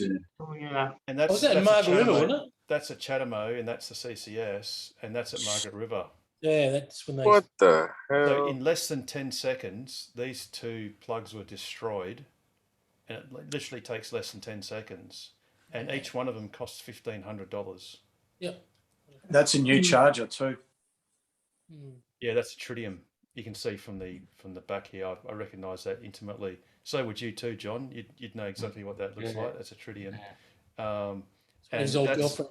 And what basically happens is you just grab the cable about halfway along its length, halfway along towards the plug, and you just swing it like a cat and smash it on the ground, and that takes 10 seconds to do 2 of them, and you've just done $3,000 worth of damage. So And- that's Margaret River. Is there any legal advice about having all the plugs uniform in all the EVs, like Apple is doing with all the computers? Yeah, Oh, so it's going USB-C. So in Australia, the de facto standard, but it's not mandated, unlike New Zealand, which it is mandated. The de facto standard is CCS, well, CCS2, which is it's the Type 2 connector at the top, and then it's the 2 DC pins underneath. The West Australian Electric Highway will be CCS, so it'll have 2 CCS plugs on all the DC stations. So it'll be compatible with all Teslas, all new Teslas and all new EVs coming into Australia, but it's not yet mandated, which is a shame because it just should be. Yeah. In New Zealand, it's mandated. In New Zealand, it's not permitted to import an EV that doesn't have CCS as a new car. Good move. Yeah, and that's why I mentioned in the news. I'll just try and bring that up. You like to like retrofit your own to like Shadow Mow or something just because you can, or is that not? Or is that illegal as well? What's retrofit Chatamo, or you mean CCS? No, like if you import a CCS, you just want to be different. Can you like rip your CCS out and? I guess if you call it expressing yourself, Russell, you could certainly do that. Yeah, yeah. Just like John Ed with the sticker on the front of his car, just want to be different, right? Everyone's got their own way of expressing themselves. You can buy one of those new Kias, Russell, that drive forward and drive backwards. It's supposed to be amazing. I mean, you know, yes. Not that I'd know because I'm really much a Nissan Leaf man myself. So this is the newly released CHARIN, and CHARIN stands for Charge Interoperability Initiative, or Charging Interoperability Initiative, and they were big proponents of the CCS, the combined charging system. But unfortunately, there's two of those. There's the single phase version in America, and then there's what we have is the 3-phase version. But this is Tesla's charger, and just incidentally, this was version 2.4 of CHARIN's proposed plug, and it's got like a tuning fork. There are actually 10 contacts each side, and this is good for 3,000 amps, and so is this one on the right hand side. But apparently CHARIN went with this design because this one has some patent issues or something connected to it. But look, hopefully Tesla, one of the things is that this is for mega chargers for like the Tesla Semi and possibly Cybertruck, possibly, because in one of the, it was one of the interviews of Elon Musk, and it was at JB Strawball, I think. No, the other guy, Drew Baglino. Pete, you watched that interview, I think, and he was describing that high voltage packs don't make any sense for Model 3s, Ys, Xs, Ss, but maybe for Cybertruck because you can get faster charging and less copper and stuff. And he was saying that maybe you might want to use a bigger, like a mega charger for a Cybertruck. So I'm fairly confident that Tesla will do the right thing and go to this plug, which is standard, internationally standard, rather than their own proprietary one. And maybe what they did was they used their own one for the time being because there aren't any semis around, and they'll just swap the connector, you know, and like they sort of did in Taiwan, where they've changed everything from the American standard to CCS. But yes, that's how it goes for charging standards. You want to really have the same connector for everyone. Yeah. Cool. Anyone else got? Oh, someone has marked first quarter 2023 for Esperance. Oh, yes. Unfortunately, PlugShare is a crowd-funded. Anyone can put anything on PlugShare, and many people have. And interestingly enough, there is a coming soon pin at the James Street car park, right here, with 4 dedicated EV spaces.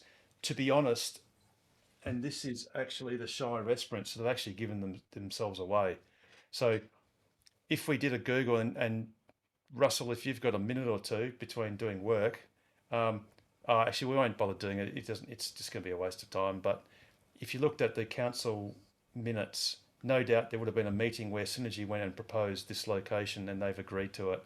And Esperance has been a bit like Pete, ahead of the curve, and spruiked the fact that that's where the Horizon Power car charger setup will be. And again, there are 2 units. One's a It's in the description. One's a 150 kilowatt DC and the other one's a 75 kilowatt DC unit. In I reckon essence, there needs to be education with some people that have a car that can't charge at rates that are like, say we get all like, there's a 350 kilowatt charger, then there's like a 150 or whatever, and someone rocks up with, I don't know, like not a Tesla. a Hyundai Kona that can only Yeah. charge at, say, And then they take the 80 350, and then you're sitting there having to use a 150 or something.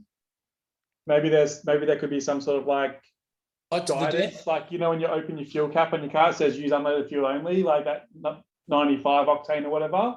And maybe there could be the same thing there, like only compatible with or only compatible up to 150. So then they can get away with 150 rather than hogging a 350 for somebody else. Problem is, Russell, you've got human factors, and humans are difficult to deal with. Let's say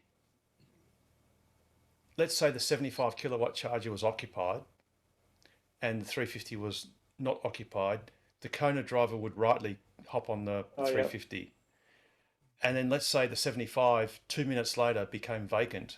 Well, the Kona drivers maybe walked off or saying, well, I'm here legitimately, why should I move? And then someone in a Model 3 or a Model Y breezes in and says, hey, you can't take 250 kilowatts, by the way.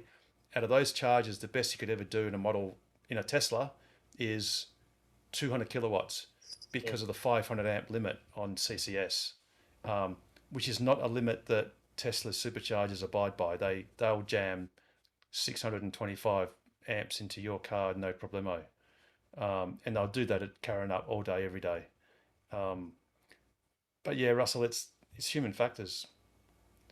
It's like, was it Pete that mentioned last week or the week before that there was some ruction at one of the superchargers? Sorry, it was a fast DC charger in a town where there were also superchargers. Yeah, like an RMA one or whatever compared to it. Yeah. And the person got shitty because, he goes, well, why don't you use the supercharger around the corner? And it's like, well, actually, I don't need to because it's a free country. These are all public charges, and it happens to be cheaper at the NRMA or more convenient, or you don't need a reason. But human factors. And chances are, if you did the right thing, you said, okay, no worries, I'll unplug, go around the corner, some other fucker will be plugged in there and you miss out, right? So that's why you stay there. or there'll be a ute, or there'll be an ice ute, a Navara or something, with a long trailer that's iced the whole lot of them. Yeah. Because he's making a statement. That's where you borrow that brick from the club. So with all these charges coming in WA, Tesla's not going to take the foot off the accelerator of their own superchargers, are they? Because I think they should accelerate, not decrease. They're coming in. Yeah, I guess the short answer is no one knows, but I don't see there'd be a logic to decelerate because there are going to be so many Model Ys. I actually put a comment in on Paul Marrick's video because he asked, no, it was, EV Central. I put a comment on the article at EV Central because I did a good written review of the Model Y. And I basically stuck my neck out and I said that by Q4 this year, the Model Y will be the best-selling sedan / SUV in Australia. So by Q4, which it only has to beat the Corolla, and the Corolla's only 3,000 units a month, roughly. The Hilux. No. This is for sedan / SUV. Oh, sorry. And then I said, by the end of next year, it will be the best-selling vehicle of any kind in Australia. By Q4 next year, it'll be the best-selling vehicle of any kind. So, Harold, I said 3 to 4 years, it will be the best-selling vehicle in Australia of any kind.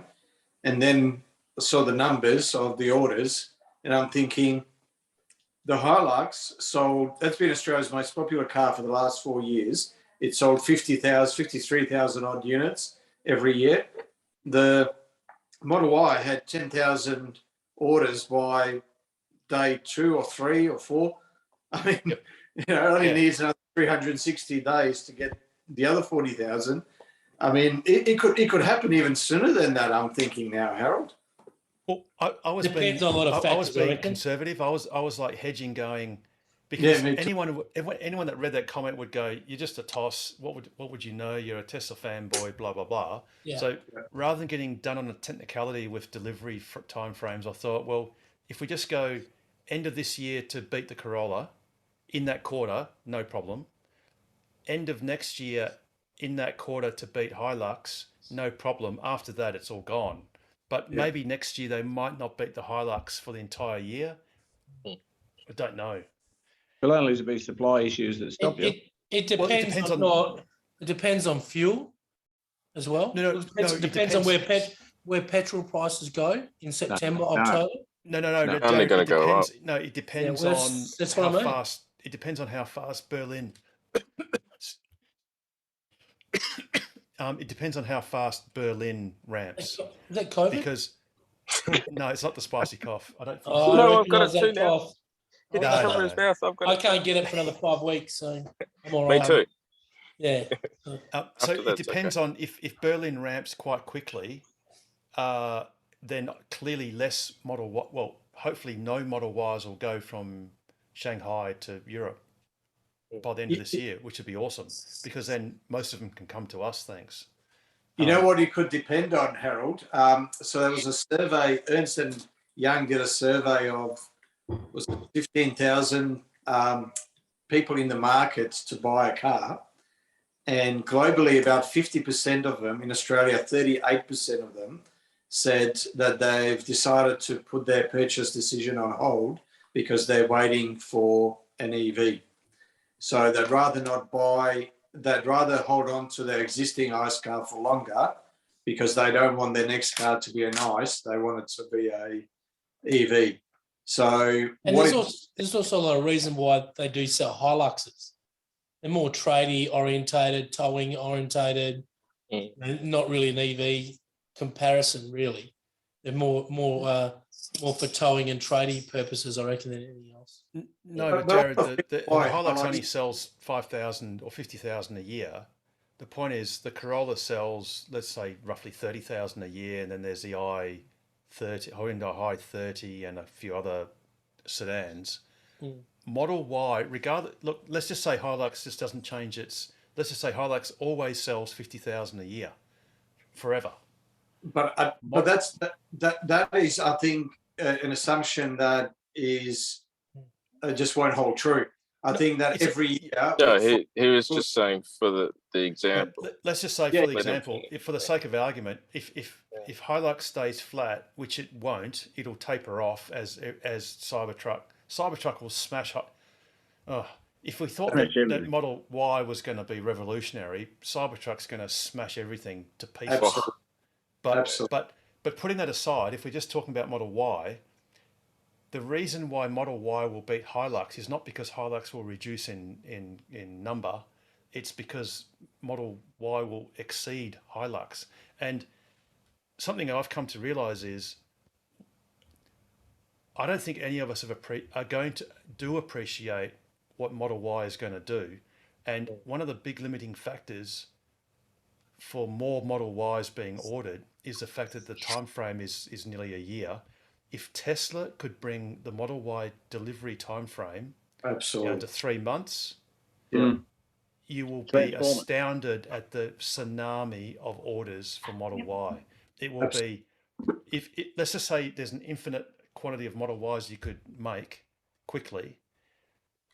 We are going to soak up a ridiculous amount of Model Ys. Ridiculous. Well, look, the thing is, in the scheme of things, if Tesla wanted that, they could do it just like that. Because, I mean, you know, if we're talking 50,000 cars, that's nothing in the scheme of the whole fleet. You know, and in terms of, you know, 2022 deliveries will probably be what, 1.5 million, 1.6, 1.7 million cars. Who knows? So what's 50,000 out of 1.6 million? Nothing. So without even making any difference to any of the other markets, they could absolutely be a massive standout in Australia. They could prove a point because Shanghai is currently producing. Oh, sorry, and Lee, we're going to get to your question in just a minute. Apologies for this little ramble, but Shanghai produces 2,700 cars a day. Yep. If they wanted, they could just allocate 10 days of production to Australia, and that's 27,000 cars in a quarter. Yep. Just 10 days production. Which is what? That's a 10% of their quarterly production. If they just allocated Australia 10% of their production in a quarter, that would be 27,000 cars in that quarter, and that's whatever that is times 4. That's over 100,000 cars they could deliver into Australia. And I'll tell you now, every single one of those would have an order attached to it. They would sell them out like hotcakes. Would you buy the remainder if they didn't? Sounds like you probably would. I wouldn't need to, and That's what I mean. You give you a guarantee, Harold. You can say if they don't sell, I'll buy them personally. Yes, and I'd sell them and I'd sell them at a profit. Yeah, like a huge. Yeah, it's. I don't think people have appreciated. It's almost like flicking a switch. 5 years ago, when I had my X, people would look at it with curiosity and the huge price and all that sort of stuff, and still go, "Yeah, but it's an electric car." It's the iPhone moment. How many times did people not buy the iPhone 1 or the iPhone 2 or the iPhone 3 or the iPhone 4? I mean, I think I bought the iPhone 4S, I think it was. I took ages, but now everyone's got a smartphone. It's I lined EVs. up for the first one that became available in Australia. I was one of those sad souls that lined up in the queue for 4 hours. Well, you're a true believer, Pete, and you really are ahead of the curve. Ahead of the curve. He's definitely ahead of the curve. Yep. Ahead of something. Wow. Okay, now let's get on to Lee's question, which is, what is the watt hours per kilometre normal for a Y? Well, it could be a Model 3 for that matter, with 2 bikes on a hitch rack or roof rack while doing 110 k's an hour. Okay, so I know you can get, the Model Y will have a Model 3, you can have roof racks, and you can get the bikes where they mount on top of the roof. That would Like be Ken's photo, look at Ken. Yeah, like Ken's photo right there. That is not as aerodynamic as having a tow hitch. It's like Ken's headphones. They're not very aerodynamic either. Yeah, but they look cool. They look like, straight out of the Acid series of, back in the 70s. Yeah, but I 3D printed them, so I'm cooler than you. That's it. There you go. And it's in burnt orange almost. Or I'm not sure. It looks burnt orange more to of a me. bronzy red. Yes. Just to go with that one, when I did that drive with those mountain bikes on the roof, and they're about the least aerodynamic bike you can stick on your roof, it roughly doubled my watt hours per kilometre. I may have been doing slightly more than 110, but allegedly, I was hitting something like 300 watt hours per kilometre.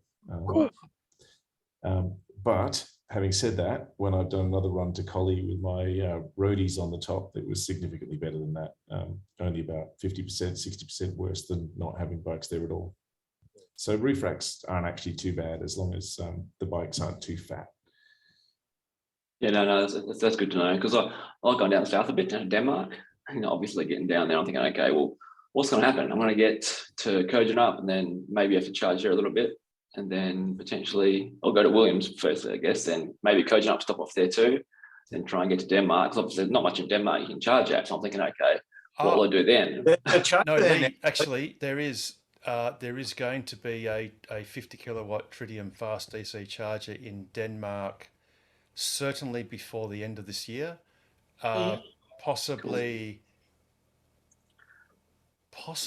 by the next school holidays. In other words, the September school holidays, possibly, but certainly by the end of this year, there will be a 50 kilowatt fast DC charger whose thanks to Chris Dodd of CD Dodd Recyclers, he has agreed to lease that 50 kilowatt Tritium fast DC charger at a peppercorn rate to the Shire of Denmark, or whatever they are. So there will be one in Denmark. Which that's good to know. doesn't answer your story, your question of getting from Kogenup to Denmark. But yeah, you can just top up at Kogenup on the way to Denmark. And the great thing is when you're at Denmark, you can very quickly replenish a lot of that charge rather than having to rely on a 10 amp outlet or something similar. Yeah, no, good. That's good to hear. Good to know. Because I go down there a couple times a year, and it's like I haven't got a Tesla yet, but I've got, I guess, whatever I can on order. I've got a 3, a Y, and a Cybertruck at the moment, but none of them have come yet. So what do you do? But yeah, good to know when I get. I think this is Ken's. Oh right, yeah, it is 3. Wow, Ken, that's. Oh, it's not quite double, but it's getting towards there. It's like 70% more, which yeah. Have your lunch in the back? Did you can all your gels and stuff, weighing yourself down? Actually, was that did the speedo, does that show you were driving? Oh, clearly, your passenger was taking that photo. He's wearing a body cam GoPro on his chest.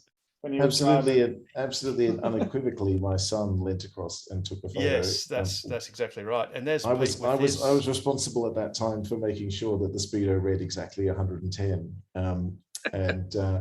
But yeah, look, that was the worst it's ever been. I had a bit of a headwind and 4 mountain bikes on the roof, and it was fine. I mean, and my car has less range than any car you buy now. So I doubt you'll have a problem. If you're taking roadies, then it'll be absolutely fine.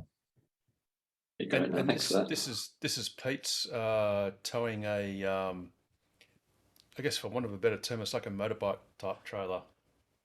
And what sort of performance did you get out of that, Pete?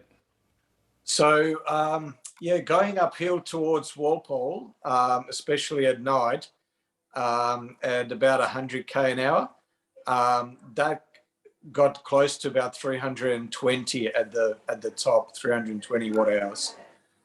So, and I mean that had a spare tire in it, that trailer, the extra rolling resistance, and that trailer was full. The car was full of family and luggage, and so. What do you reckon if you had like an oval sort of circuit where it's just like on a berm thing, like a test circuit, and you just floored it as fast as you could go? How much watt hours do you reckon you'd go, and how long do you reckon the car would last for before it runs out of battery? Wouldn't be very long. I was on an Autobahn doing 251 kilometers an hour. Admittedly, the Model S that I was in, it would get like, it would overheat, and it was restricted to 100 kilowatts, and it would struggle to stay. It would get to like 220 steady state, but you burn through the juice. It's just I was concentrating too much on the road to actually look at what the watt hours per kilometer was. But I now understand why in Europe, in Germany, the superchargers are like about 50 k's apart, because you burn through the juice. You really do. If you go on that fast in any car, you're going to burn just as much fuel, right? Oh yes. Oh yeah. The ironic thing is that if you went slower and you wouldn't have to charge that often, you'd actually get there faster. Yes. Yep. Well, true that. In Austria, they actually they're not autobahns, but let's call them the freeway.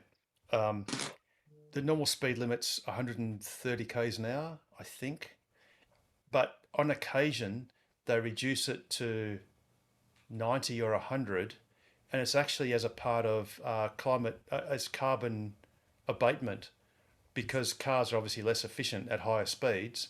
So in order to reduce their overall carbon emissions, at every now and then or at certain times, they will reduce the speeds of all their freeways to abate carbon emissions.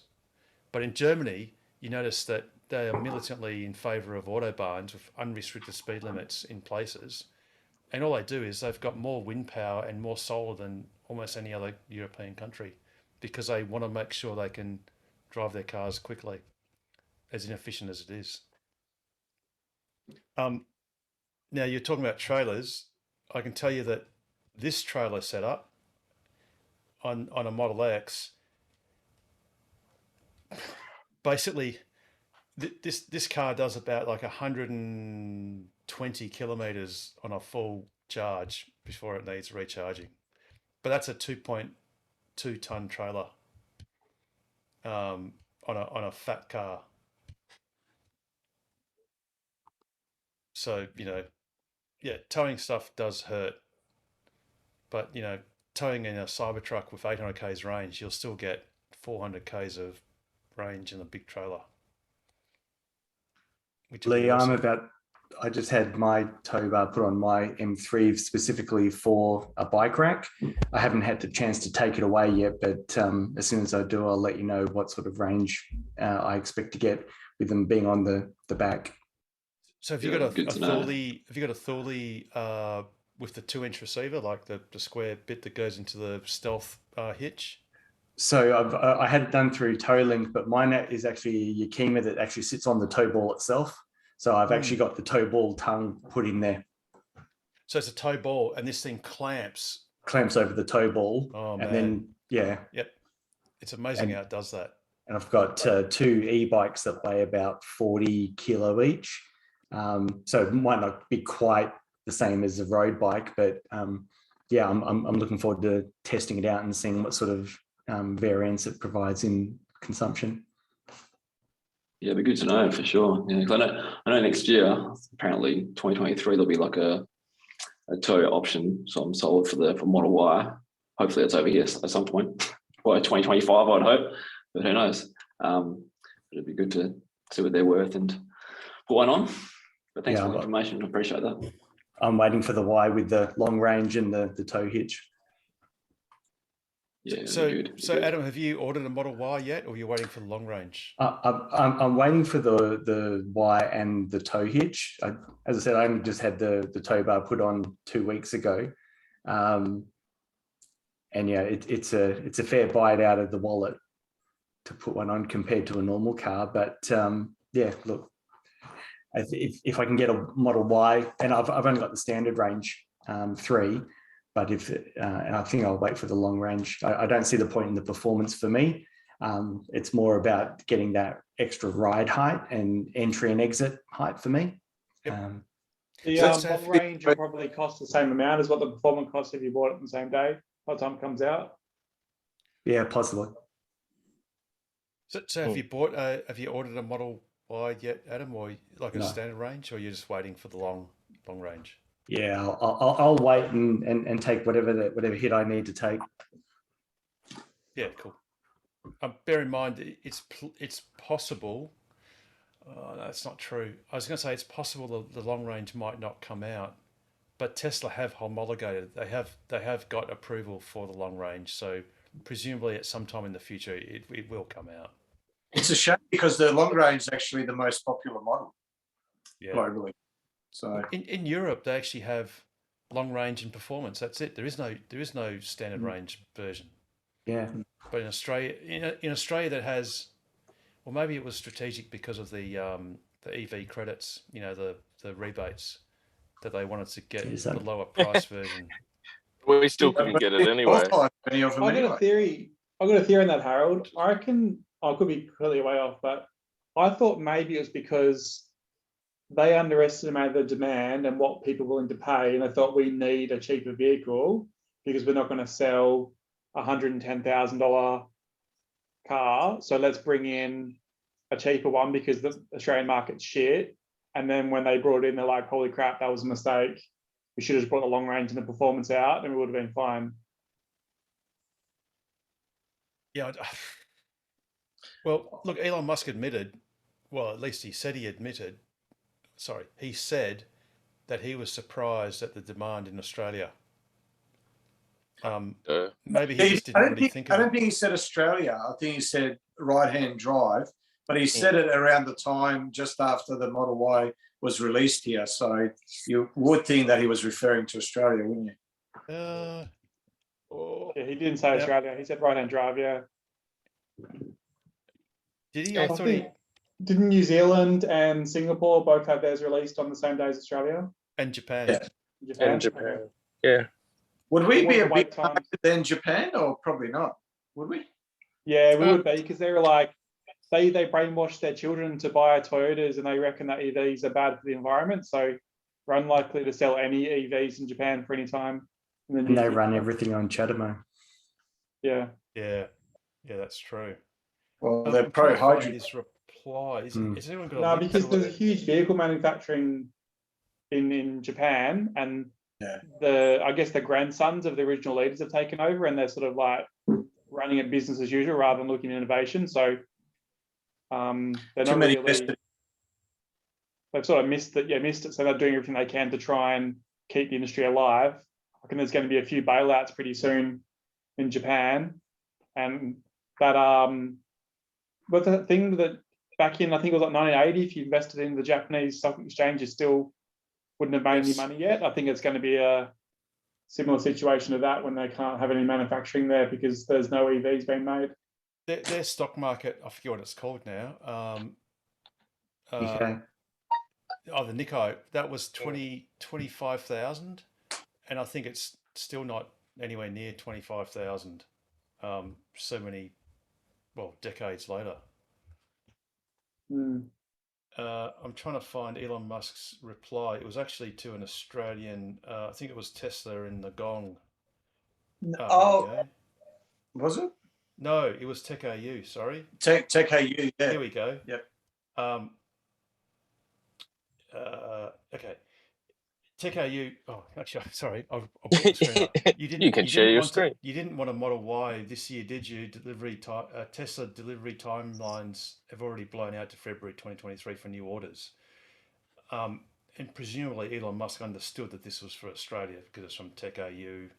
And he then said, this deserved more. Here's a full blog post. Tesla Model Y demand explodes in Australia. To which Elon Musk replies, we're working on accelerating right-hand drive Model Y production. Didn't expect demand to be so high. Interesting point. I'm thinking that he understood that was Australia. Yeah. That makes sense. I mean, look, given that that Elon Musk can do a five-word sentence, and then many newspaper or news article writers will write up 1,000 words explaining it, like an anthropologist would do with a fraction of a tooth or something. I think Elon was basically referring to Australian demand. Yeah, I think you're right. You know, I think so, and it's because it's exploded. We all knew this. It's not new. I think. Yeah. I mean, most of my friends drive this SUV, CUV vehicles, so that's what they're waiting for. What's the CUV stand for? Sports utility vehicle. What's the compact utility vehicle? Right. Yeah. So like a smaller SUV. Yeah. Well, the Model Y would be a sort of a mid-size SUV, wouldn't it? It wouldn't be would be classed as a CUV. No, definitely not. It's a classic When you compare SUV. the inside space though, like we just sold a CRV a couple of weeks ago, and even though it's a much larger car than what the Model Y is, the actual storage, the amount of stuff you can fit into it is actually more in the Model Y than it is in the CRV. So sorry to interrupt, Russell. So what we used to do is when we had the Caravan, we had a Lexus LX 570, and that's basically an oversized Land Cruiser. So it's a little bit longer, a little bit wider than a Land Cruiser. So it's got, huge amounts of space. And when we first got the Model 3 and we went to Hayden, my wife said, oh, what are we going to leave out? Because we won't be able to pack in as much stuff as we could into Lexus. So I just said to her, I said, look, let's just chuck it all out, and whatever I can't fit in, we'll just leave out. We were able to fit in everything mind you, we were a little bit more squashed in the Model 3, but we were still able to, with the 3 boots, we were still able to, you know, in the nooks and crannies, you know. So the Model Y has got those. So you know how the Model 3 has got that compartment on the left that goes almost right down on the left of the boot? Well, the Model Y's got that on both sides. So little nooks and crannies like that, even the center console goes all the way to the floor, and the fact that there's no tunnel, so you know, so the floor is flat in the back. You can put an ASCII in on the floor in between the 2 rear seats, you know, things like that. Yeah, and the Model Y with 5 people seated, so all the seats filled, has got about 50% more litres of cargo capacity compared to the Model 3. Just quite a lot. Yeah, in fact, I'm just going to get the photos of that review, and just bear with me for 2 seconds as I find it. But yeah, the boot, like Pete described, is massive. It's. I watched a video a couple of weeks ago of a guy who had all different bits of luggage and golf clubs and strollers and stuff, and he was doing all different combinations he could fit into the Model Y with different, like with the seats down, with the seats up, with one down, one up. And Bjorn Nyland? No, he doesn't he do banana boxes or something? Banana boxes. Yeah, he does strollers as well now. Oh, okay. No, I didn't see this one. Yeah, but when you look at what you could actually fit into the back of it compared to other cars, it was actually, I guess, surprisingly large for the size. And it's mainly because I reckon it's the amount of stuff they don't have to put into the car to actually construct it. So the outside of the car might be the same, but the inside's actually got more room available. Yep. Was that Ryan Shaw? He did all the measurements of could the have car. been. I'll just quickly check. Carry-on cases, I think, and suitcases and stuff. Yeah. But you know what's awesome with the Model Y is that the capacity, it's almost flat, so you can put. I've actually bought a memory foam bed for the Y, and it. Me too, but mine hasn't arrived yet. I bought the ended up going for the test mat, the TES MAT. I'm yet to see what it's like, but. So how much were those? I haven't actually unboxed mine yet, so. Is that why you're selling the house, Harold? You moved into the Model Y. Yeah, that's right. You know, you got to make sacrifices. You know, Joe sacrificed $10 a month for premium connectivity, and bought a Model Y instead, which is a very good deal. You're going to park up at the Karrinyup HPWC and just sit there all day and live off free charge and head upstairs for a coffee and stroll around your slippers all day. That's exactly right. I hope the internet's good so I can do Ask Us Anything there. Oh, it's not. Yeah. Oops. Actually, speaking of which, speaking of Karrinyup, there is some other news. I didn't include it in the news because it's not huge. Is that AMP has done a deal with Evie, I think it is, to put fast DC chargers in dozens of their shopping centre locations, and 2 of those in WA is, ironically, one's in Karrinyup of all places. So like that's going to be kind of well catered for. And the other one is Ocean something. It's near Mindari. Ocean Keys. Ocean Keys. Hey, that's just up the road from my work.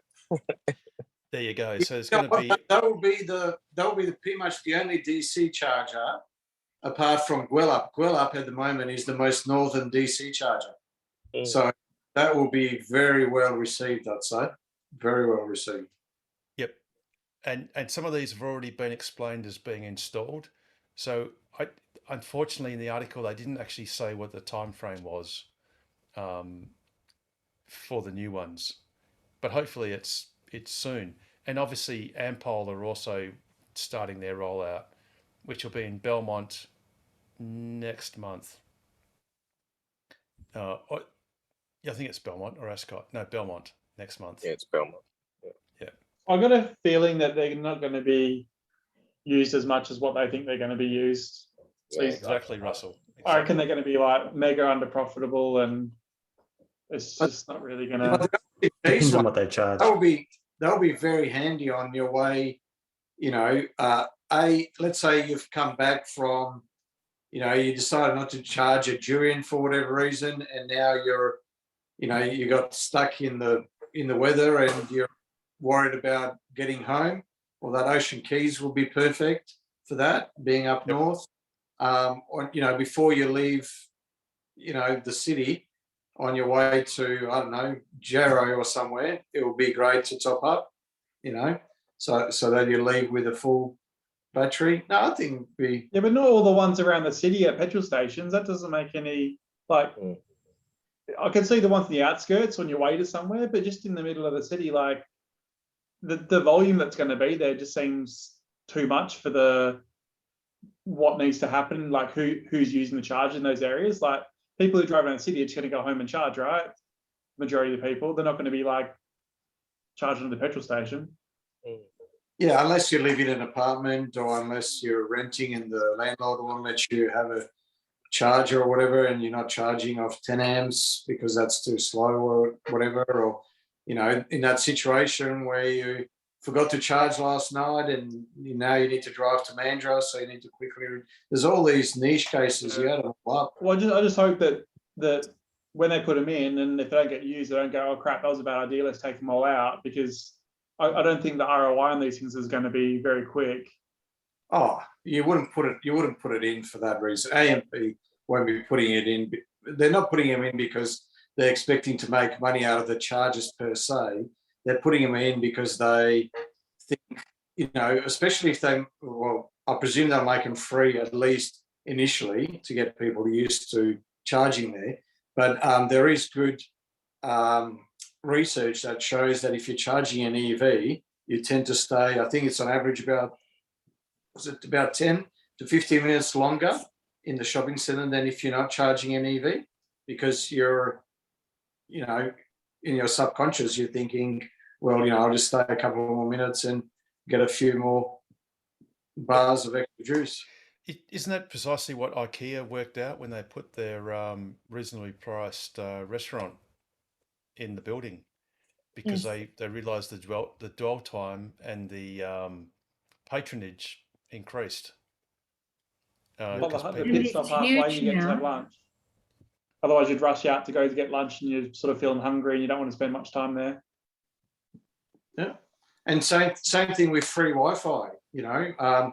If you think you want to go home because you want to download something, or you want, you know, yeah, it just makes, and shopping centres are increasingly, shut up, Siri. Shopping centres are increasingly starting to be more about the experience rather than, you know, buying boxes and taking them home with you. So they're destinations, aren't they? They're basically a well-rounded destination to eat, have entertainment, the whole experience. Good night, everyone. Have a good night, guys. Good night, Paul. Take care. See yous. That video that Russell was alluding to, yeah, it is actually Ryan Shaw. Yeah. So, oops. There's an example of all the things he's got: laundry baskets and golf clubs and strollers and stuff. So it's actually pretty small stroller. Yeah, it is a small stroller. Yeah, it's a pretty compact one. Yeah, that's right. But still, the golf clubs fit in. They fit in like sideways in using the edge little bits. So you they won't fit in long ways unless you put the seat down, but you can actually put them across the very back edge. They definitely don't fit into Model 3 crossways. Yeah, they won't, because you haven't got those extra little cutout bits. Yeah. And the Model Y is wider to begin with as well. Yeah. You've even got your Stormtrooper. So if you want your friendly Stormtrooper and your stroller and, you know, all your stuff, it's all going to fit. It's all good. Yeah, but it won't fit a Wookiee. Well, perhaps that's a good thing, you know. Well, no, Pete sits in the front, doesn't he? Hey. Oh dear. So Wookiee or Ewok? Is Tesla making a 7-seater? Not. Well, the Model Y will be 7-seater. Is it? Not yet. Not yet. No, not yet, Pete. Oh, Not yet. eventually, but yeah. Yeah. Yeah, A lot Carmen, of the school mums do sharing with children, and they all seem to be buying these massive cars. Yeah. Well, it was like that in the US as well. They first brought out the 5-seater, and it was quite a while before they brought out the 7-seater. So probably be the same. And it was. Can you get a 7-seater in Europe yet?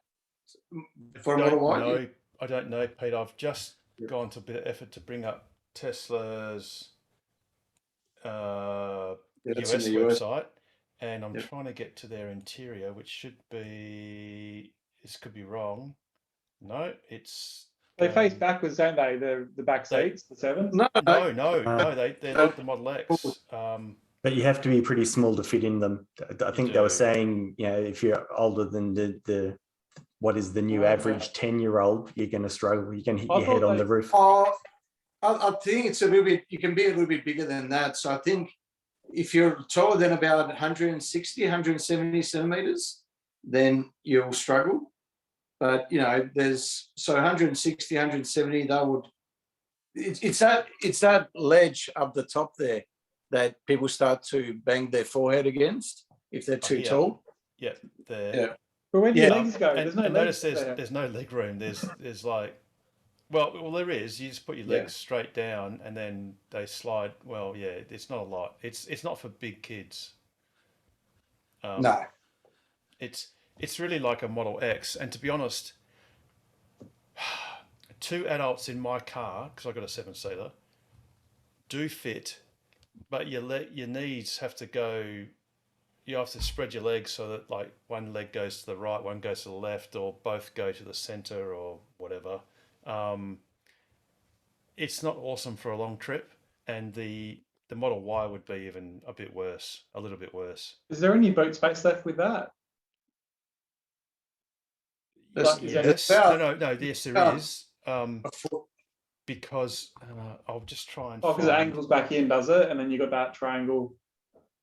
Yes, you have got. I don't know if anyone's familiar with the Ford Territory. When you had the back third row seats, you could basically get like a stroller laying on its side. Like the gap's, it's probably about 40 centimeters tops that you've got, which is enough for like a stroller. I reckon you'll still be able to get the golf clubs in. Oh yes, yeah. Yeah. But you couldn't take like your family to the airport with luggage. It's just not going to happen. No. Like, Do they fold down or anything, or they're just permanent like yes, that? they do. No, they do fold down. fold Yes, flat. they fold flat. Okay. So that space, this section here is the space that you get. I'm going to have to try and find that in a second. Oh, and slides forward, so it folds back down. It's actually the space. So in fact, this image here, The second sub boot. see this line. It's a bit faint, but I think that line is where the seats sit.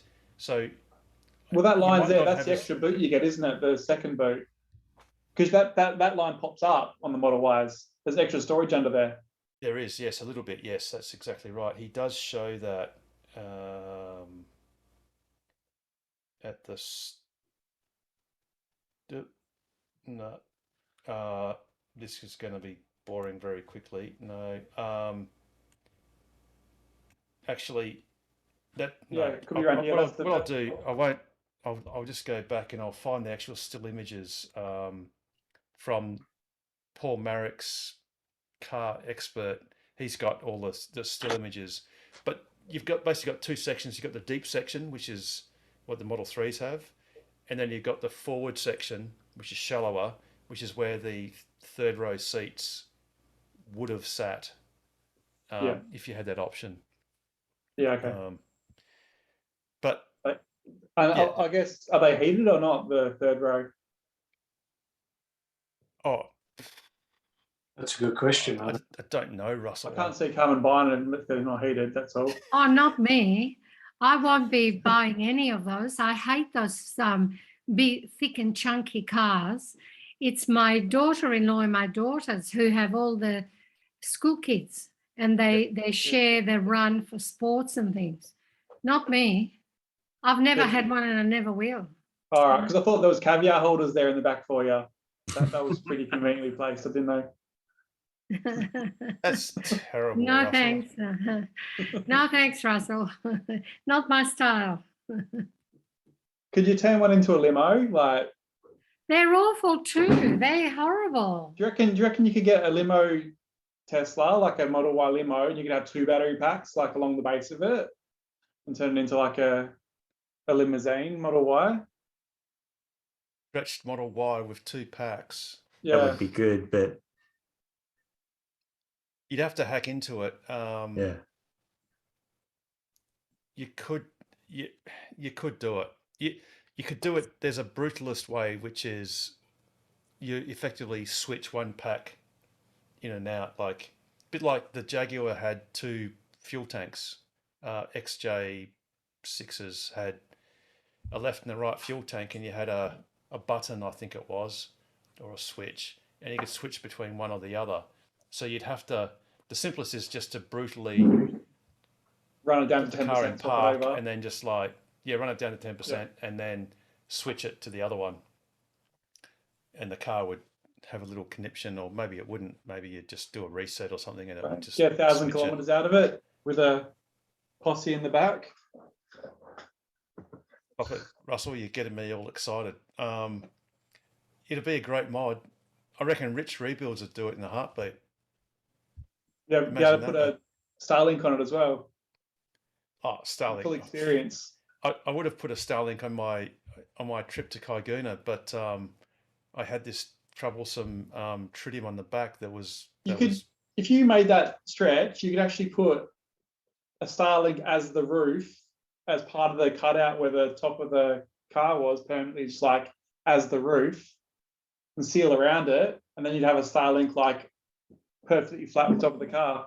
Oh yeah, well that's all you need to do, because a Starlink, the rectangular one now is even slimmer. I think it's not very thick, so you could easily just put it in the middle of the roof where there wasn't glass, like in the middle panel or whatever, and just have the Starlink facing upwards, just like an aeroplane does, and it would work perfectly. Oh, boys' toys. Oh yes, absolutely. Oh, yeah.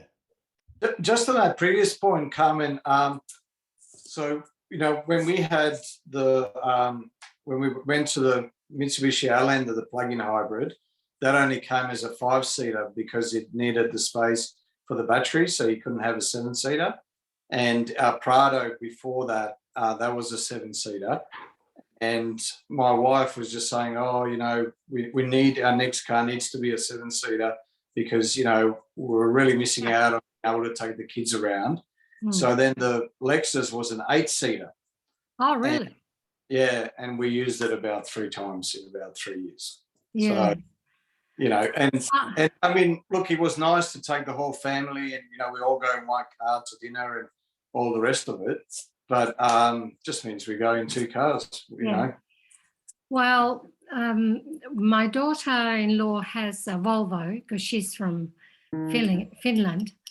And that works really well. And I have driven it when I needed to carry something large, like artwork to the framers or some such. It's a good car to drive, but my daughter wants one and she wants something cheaper. They've got a diesel and they want to get rid of the diesel because of the cost. Yeah. So Pete, you can explain to Carmen to explain. So was it your daughter or daughter-in-law why a Model Y is not expensive? But a Model Y, how many does it sit? 5. Yeah, but they want bigger for camping and going camping with the kids and. But how many kids do they have? They go bush school and they go outback. But how many kids do they have, Carmen? Well, my daughter has 2, but they normally swap with other people to drive kids around. So she has 4 or 5 kids and sometimes dogs. Oh my God, I'm told to get a bus. Yeah, it's not my style, but that's how they do it. And they Yeah. go to a lot of bush outings. Mm. Well, Yeah. whenever you Bush go outings. out bush, you want that area for your luggage anyway. So Yeah, mm. yeah. But when they go bush, they don't take friends, do they? It would just be 4 people going bush. Yeah, like before the people, family. maybe one extra kid sometimes. Yeah. Yeah. I guess the thing is, well, as you know, driving a Tesla is awesome. So Yeah. Oh, they want to borrow mine. yeah, so they shouldn't let the perfect be the enemy of the good.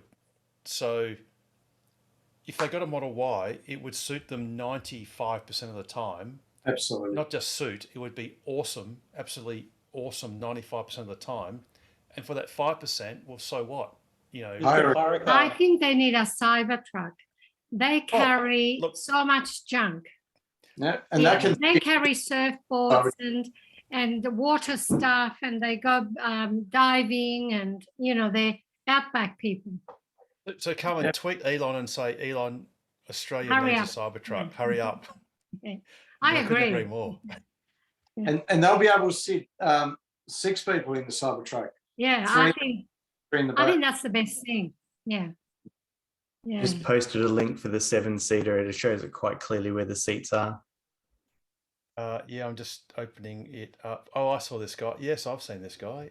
He is called the 2-bit Da Vinci. That's right. Do we have? Oh, that's a. Oh, is it? He's put a right. Sorry, I'll let you all in on the on it. Whoops. He's actually put kid seats in the back row.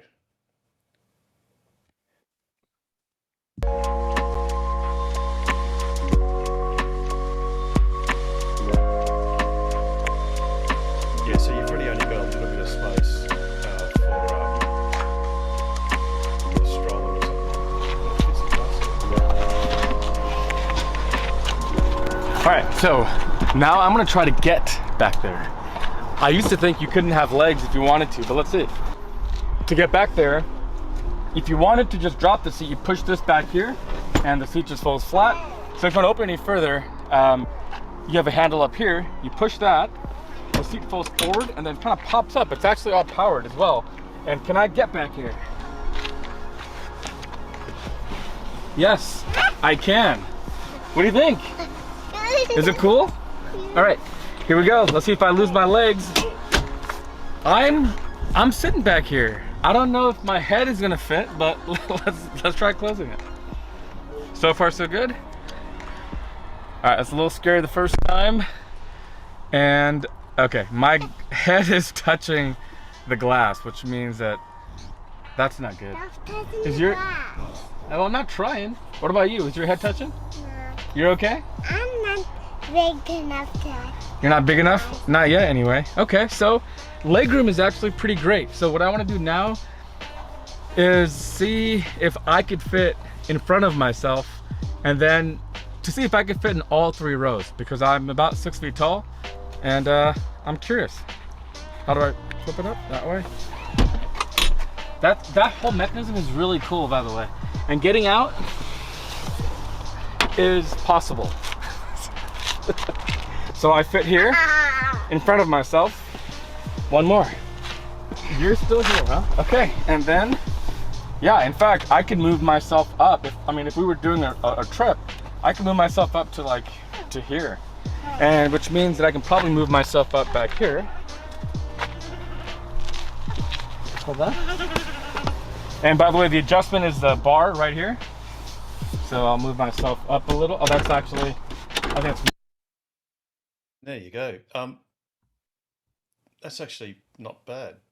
So do those middle seats? No, but they're all very small people. My kids are big. You're 6 foot tall. This guy's 6 foot tall, Carmen. 6 foot tall, but you wouldn't want to be sitting in the back, because if your head's bumping that glass. No. Yeah. So that middle row, so you showed how it's got that movement. Yep. Can you, on a 5-seater, can you slide it backwards and forwards as well like that, or only the back will move? Don't know, Russell. Yeah, I have to find out what I mean. Don't I'm know. pretty- I've got a feeling you can, even on the 5-seater, you can move the. It makes sense though. Like, why would they want to swap it around with different thing? Like, No, keep but on I playing, don't- right? I don't think you can. I reckon. Look. You've got a bit of recline, haven't you? I think it'd be. Oh, that's right. There is a recline setting. You can actually recline. Yes, there's 3 positions. But I don't think it goes forwards or backwards. I think it's basically fully back. Yeah, I think. Yeah. I think I got it mixed up with the reclining. Yeah. Yes, there is a recline setting for comfort or whatever. But I don't think you can go forwards or back because I presume the seat is fully back when it's up. That's a shame because on our Lexus, that had the back row could slide back and forth, just like the front row. And that was actually quite handy. So, But yeah. it's only handy, surely, if you want to put something bigger in the back and you want to push the back seats forward to have more space for the back, for stuff in the back. Yeah, Like, because otherwise you usually just have it all the way back, so you have maximum room. Yeah, but it just means that if you want to have, people sitting in the 3rd row, you just slide it forward. Oh yes, but if there's no 3rd row, then I think if it's a 5-seat version, I think the back seat, the rear seat, is in the fully backwards position by default. The equivalent position of fully back in the 7-seater. Yes. Yeah. Yeah, exactly, Russell. It's also handy, like if the kids were watching, videos on their iPads or whatever that they had up on the back of the front seats. Sometimes. So I already took all the measurements. Sorry, I just started a video. Just keep going, Pete. Sorry about that. So, like on the longer trips, when the sun was coming in a certain way, they would like move the seat forward so they'd be out of the sun, or you wouldn't have the reflection on the screen, or there's there's a lot of niche uses for it. Let's put it that way. Yes, absolutely. Joe's in the house, and conclusion was he could fit 13 carry-on bags in the Model Y plus 5 passengers. Wow. 13 carry-on bags. You could fit a lot of cocaine in those bags. Just kidding. And pay for the Model Y. It's a long video though, so you won't want to watch. It is. Is it? It takes him a while to work it out, and he doesn't have enough carry-on bags either. Oh, so. right. Oh, so he's Wow. probably got to recount them or something. Yeah. Yeah. One in the front, 13. 13 carry-on bags. That's amazing. 13 roller bags. That is crazy. Honestly, if you're 5 people traveling with 13 roller bags, I don't know what you're doing. You're packing way too much. You should probably rent a big van or something.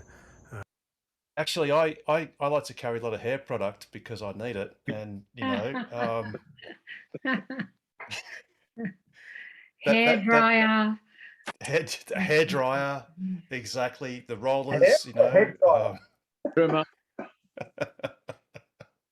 The boot polish. hair extensions, yep. Yeah. All of that stuff. Cool. Actually, That's actually good. Go, Pete. Sorry.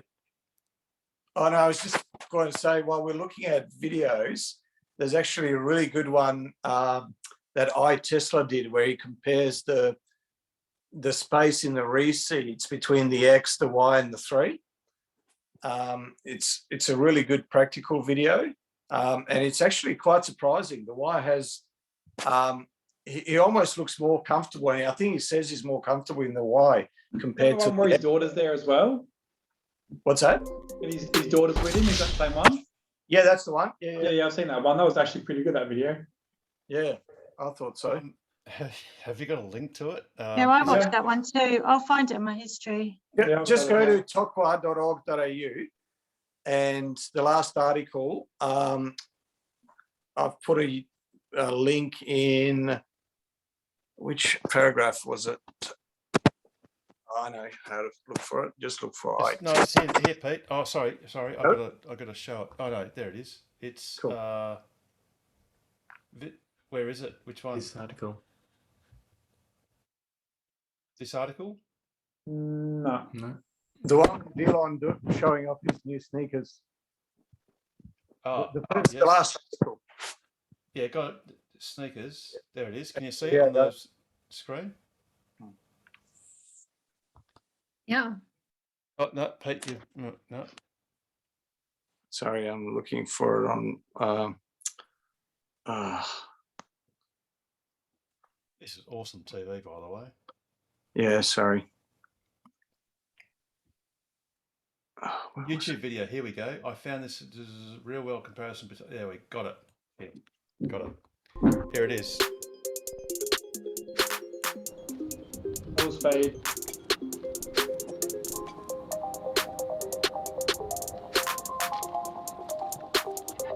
Hey, you might want to fast forward it. Yeah. What's up, everybody? I'm Brian from Adidas. It really, I mean, it's really cool. Don't get me wrong. This is really cool how this does this, but this is a lot Go back a bit better more. than the That's ones I much had. down. So what we have, Yeah. Back a bit more. Whereabouts, Pete? Yeah, back a bit more. Yeah, about there. Okay. easy to get in and out of. The door opens No, up nice no, and he's wide, but I already- really love the fact. So He say does the again. X last, so Yeah. So are we right here? Yeah. no, Yeah. back Okay. more. Awesome. Back more? More? Yeah. How about About there, yeah. right No, there? back more, better, bit more. Well, There we go. That'll do. Right. Just, Awesome. just go back 2 weeks. Yeah. How long? 2 weeks. How long do you think all that'll take? 2 weeks. Really? Yeah, that's all. Any idea when you're going to be finished here? 2 weeks. How long will it take to put this place? Okay. Let's go. Very tall. I'm 6'5". So yes, a 6'5" person can fit in the back of a Model 3. But should you buy a Model Y? Would you have more room? Let's answer that question. So Model Y, black seats. You can already see that the seats are up a little bit higher. So obviously that's going to give me more leg room. My knees aren't going to be up so high. So this seat is set to where I was sitting before. My legs are dropped down much farther. I don't feel like my knees are up in my chest. And let's talk about headroom. How much headroom do I have? I have 4 fingers of headroom in the back of a Model Y. Plenty of room. This also has room for my feet down below, where this would be really comfortable on a long trip. Not that I would want to be back here in a long trip. I would want to be behind the wheel of autopilot. But with the door closed, still plenty of room. I don't feel confined at all. This glass roof makes it seem very spacious. You know, my head doesn't really, if I lean way back, I can use this as a headrest. Plenty of room here, easy to get in and out of. The door opens up nice and wide, but I really love the fact that this is so low. My knees don't feel like they're in my chest. I mean, look at how much room I have here. This is really nice. How it's easy to get in and out. A lot like the Model 3, but I have a Model X over here, so let's go see it. Of course, you can see the giant doors, easy to get in and out of. Lots of room here. Again, I'm 6'5", easy to get in and out. With the door out of the way, there's just that much more room in here. The only thing I don't like is this is really close to me, and when this door comes down, it's really confining, but there is a lot more room. This reclines more than the Model Y, and I have a lot more leg room. But again, my knees sit up kind of high. This seat sits really low, so my knees are up in my chest. It feels like a lot like the Model 3. So the Model Y is a very good a very good middle between the two. It's like a little baby of the Model 3 and the Model X. So is the rear seat. So it's very nice. So what we have here is when we come inside, you can see I have a lot of room. This is really huge here, but when I close the door, this is really confining. It really, I mean, it's really cool. Don't get me wrong. This is really cool how this does this, but this is a lot closer on me than it is in the Y. I still have enough leg room and it still is reclining, but I mean, you can't beat these doors. These doors are amazing, but I mean, this is easy to get in and out of. We just stand up. These doors might sometimes hit people, but they are amazing. And I do have my daughter here to kind of compare. She is very tall as well, but still a normal kid size. Look, I got flowers. Very nice. Are those for me? Yes. Thanks. We'll You can put them in your hair. thank you. I'll save these for later. We'll put them right here. But this is my daughter. She's what, 10-ish. 5'10"-ish. So have a seat in the Model X and we'll go backwards in order. Obviously a lot of room for a kid, a tall kid, but a lot more room than I had. Now jump in the Model Y. Oh wait, should I get in the driver's side? That's fine. Oh, okay. There's 3 seats back there. So you can see there's a lot of room in there. How are the seats? Are they comfortable? Are they hard? Are they firm? They're How's comfortable. your headroom? I have a lot of headroom, and the seats are comfortable. They're more comfortable than the 3 you had. Really? Well, I had version 1 seats. Oh. So with that in mind, go jump in that one. That has version 2 seats. So these are more cushy version 2 seats in the Model 3. Yeah. Are those better than the ones I had? Kind of. Yes, I don't know. Yeah, they are. They are. They Yes, I didn't want to say the wrong answer. They are. They're more comfortable. But how's your headroom? Notice how her legs are up, like back in the Y. Yeah, her knees are up a lot higher in the Model 3. Yeah. Oh wait, should I get in the driver's side? That's fine. There's 3 seats. Oh. So are those better than the ones I had? Actually, it's pretty similar, to be honest. Kind anyway. of. Yes, I don't know. Yeah, they are. They are. They Yes, I didn't want to say the wrong answer. They are. They're more comfortable. But how's your headroom? It looks like the angle of the base of the seat is different. Yeah. Like the Model Yes. 3 seat is like tilted back on the bum bit. Yeah. So Yeah. spine, hip, and then out to the knees is more perpendicular in the Y Yeah. than what it is. Notice in the Y, she's got her heels down right up near the seat. Yeah. Whereas in Model 3, she naturally puts her feet out further Yeah, away she from the does too. seat. Look at that. Yeah. Yes. Yeah, so her knees would be higher if they were back up against the seat. Yeah. Exactly. Yeah. And I mean, she's 5'10". That's not short. No. You know, that's full adult size. Hmm. So And he's 6'5". So he's 6'5", and he was sitting in there, you know. yeah. Yep. So that, for Yeah. reference, that video is Yes, I didn't want to say. i1 Tesla. Yeah, there's a link on in that Tokwa article to it. Yes. Which, Yeah, absolutely. That's no, it's not that. Sorry. Yeah. Anyway, yeah, it's on our website, tokwa.org.au. Cool. Has anyone at 10:26 got any other questions or comments or news? I can do my thing if you want. Oh, yes, Russell. Yes. All right. Have you worked out how to do this? Well, do you want me to share my screen to do it and then video, or is that going to do other stuff I don't want to do? No. Have you got 2 phones? Have you got 2 apps? Have you got your Tesla app on something else other than your phone? Oh, my wife's phone, but she's asleep upstairs. I don't think I'll probably get murdered if I grab that. Be worth it. Yeah, right. I wouldn't assume. I can try. Okay, so Be brave, Russell. Be no, brave. Why what you can't can I do- just share my no, screen? Russell, Why can't I what you just- Do you know No. her password, do you? no, Russell, what you can do is I'll just get a it's finger just- and a it's hold just- and pull out under the covers and touch them there. what you can do is just open another Zoom, because you're on your computer at the moment, your laptop or Yeah. whatever. Just log in using your phone Yeah. onto Zoom. Yeah. Use your forward camera, and then while it's while Zoom's recording, or not recording but streaming, then open your Tesla app and do what you're going to do to enable your your enhanced EAP, enhanced autopilot. So try that. Alright, So you so- need to open another window using your phone, onto Yeah, Zoom. so I'll share my screen now. Hang on. This isn't gonna have my credit card details on, is it? No, it won't. Oh, but no, but don't do that, Russell. No, we don't need to do that. No, quit out of that. Don't share your screen. Alright. Just do your camera. Can you just do the front camera? And Yeah, I then got a camera go to on. your- Is that not go- working? Yes, that's working. So go to your car, right?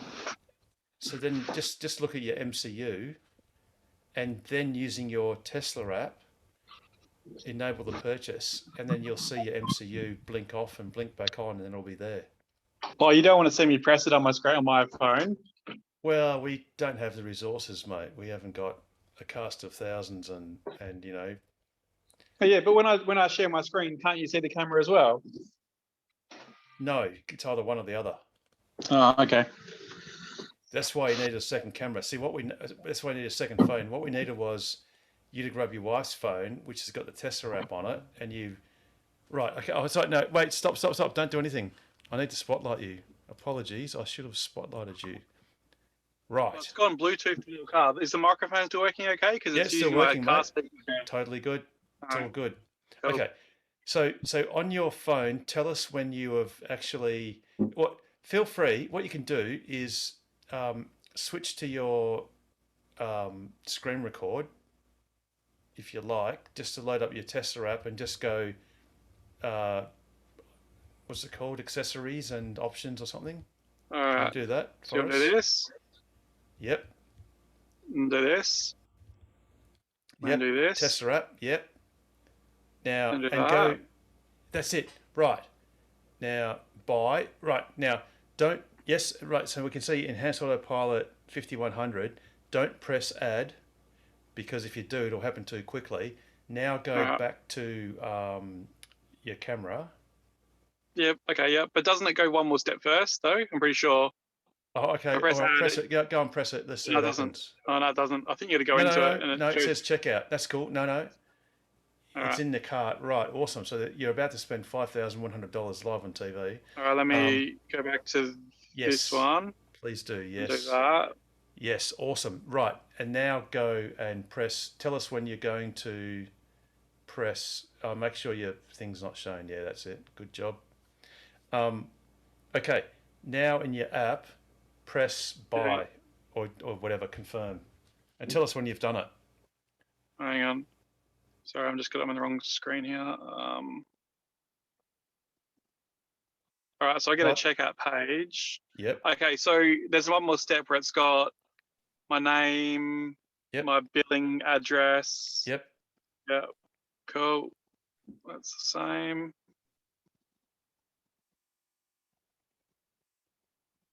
All right. Now it's saying it's got that. It's got my credit card on there, and that says place order. All sales are final. Do you want to take a screenshot of that? Is there put anything that over personal? there, There's and I'll nothing take a screenshot personal for later. on there. Yeah. And Yep, I'm gonna. cool. I put the screen over my personal bit so you can't see it later. Yes, cool. Awesome. Now I'll do place order. Yep.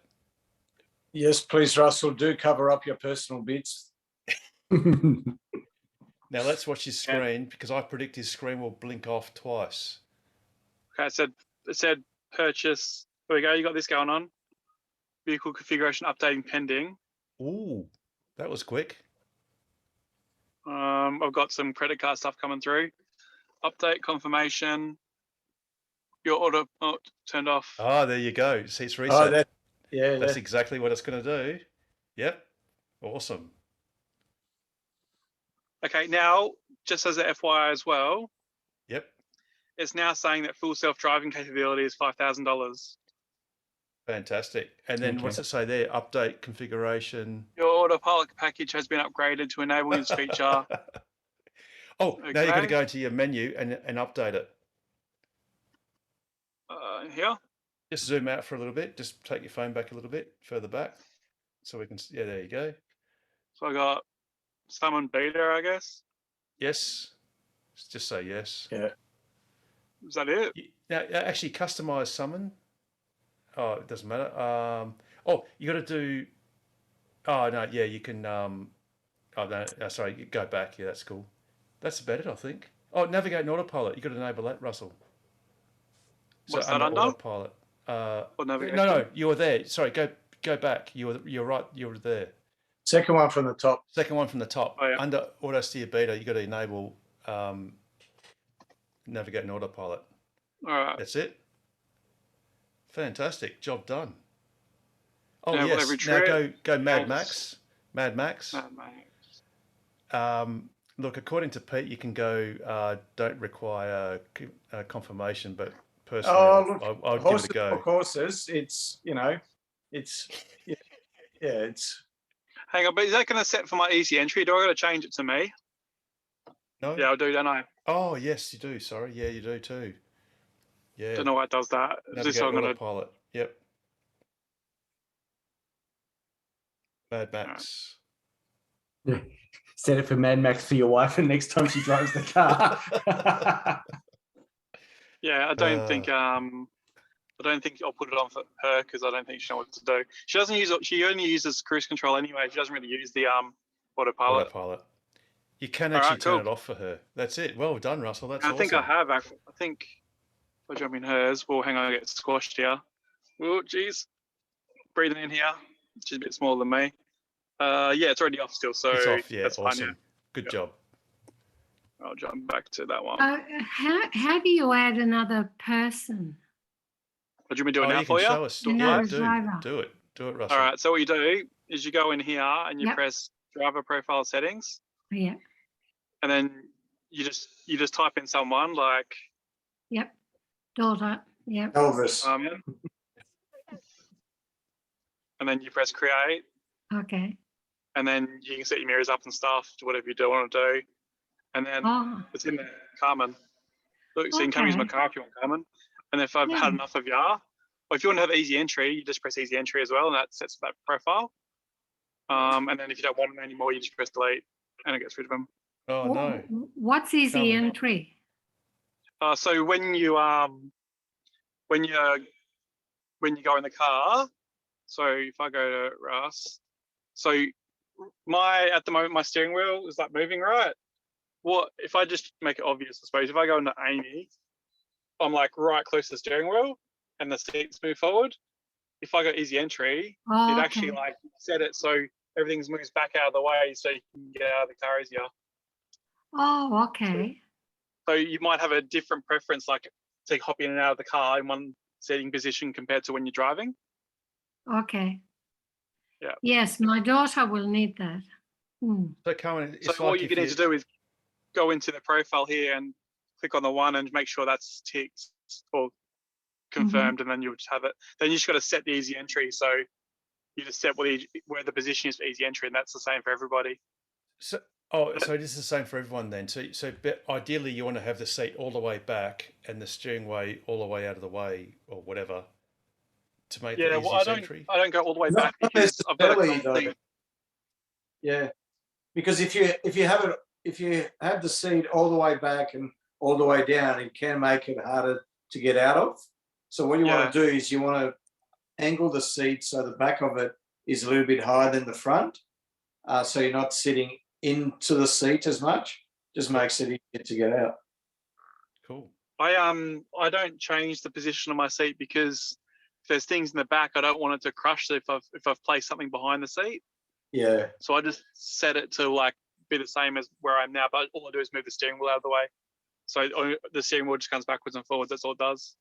Yeah, cool. Awesome. All right.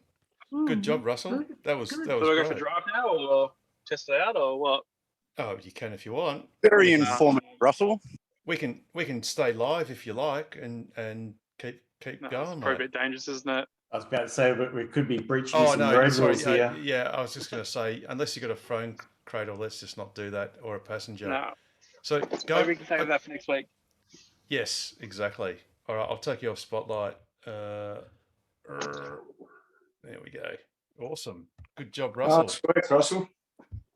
Yeah, no worries. I recall the lady. I'll go back inside and I'll join. Yeah, cool. Thanks, mate. I recall sitting next to a lady who had just collected her Model 3 from Osmond Park last it was a year or so ago, and she bought FSD right there and then, $10,100, and I was sitting next to her, and that's where I saw the middle screen just blank off for a second, come back, blank off again, come back, and full self-driving was enabled, and that was a cool $10,100. Thanks for coming. So I think I deserve one of those free of charge. I'll just read the terms that it came across when I pressed place order. Yep. It said all sales are final. Upgrades are not eligible for refund after 48 hours of purchase. Oh, so you get 48 hours. Okay. Cooling off period. Yep. A refund can only be required once per upgrade. Upgrades purchased together will be refunded together in full. If applicable, tax is calculated based on the address provided when purchased. The current enhanced autopilot features require active driver supervision and do not make what sort of crap. So yeah, blah, blah, blah. Yep. Goes on a bit longer, but yeah, that's what it says. Yeah, nice work. That's good. And you've confirmed that FSD costs $5,000, not $5,100. So it's literally a no penalty bridge to go to the next level. Yeah, $5,000. So I would assume that when FSD beta starts rolling out, that number will probably get a bit higher, and Yes. probably the current enhanced autopilot will probably stay the same. Yes, I think so too. Yes, I Or agree. go Yes. up slightly with inflation or whatever it's going to be, but not to the same extent as what the FSD is going to be comparatively. Yes, precisely. Yeah. So if you bought EAP, and the price goes up because of inflation for both of them, I guess it means you've got a 50% hedge against that inflation because you've already got EAP. If it goes up to $6,000 and FSD goes to $12,000, you'll only have to pay $6,000 for the FSD Potentially, yeah. section. Sorry, you'll pay 6 plus the 5 you paid before, which is only 11, compared to 12, which is what it would be if you bought it later, sort of. I would have thought, Harold, that if it goes up to 13,000, it's the FSD portion that will increase by 3,000, and If you EAP ignore will probably inflation, Pete, yes. If you ignore the inflation aspect, if you put that aside, as soon as we get FSD beta in Australia, FSD will go up to be the American rate plus the exchange rate. Because in the US, it's 12,000. 12,000 US, which Yeah. in Aussie is like 15. So we're actually getting a $5,000 discount because we don't have FSD beta at this stage. Hey, Harold, they won't jack it up for us that have already got full FSDA. No, we've got it, Damo. We're locked in. So the great thing is Elon Musk has guaranteed that for everyone who has already paid for FSD, Tesla will do whatever is required to that car to make it happen once it's released properly. So if you need a new computer, in fact, my car has already had a new computer fitted, a new FSD computer fitted to it for free. Because I bought FSD years ago. So if we need hardware 4, for example, Precisely. then- Yep. Yeah. Oh yes. So if So you need the- hardware, go Pete.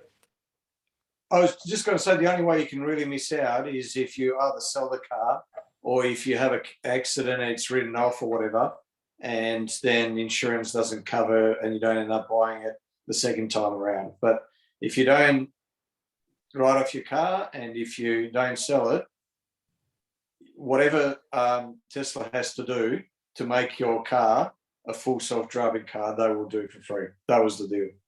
Yes. Yep. Righto, cheers, Harold. I thought I'd be nosy. I'll go back to work now.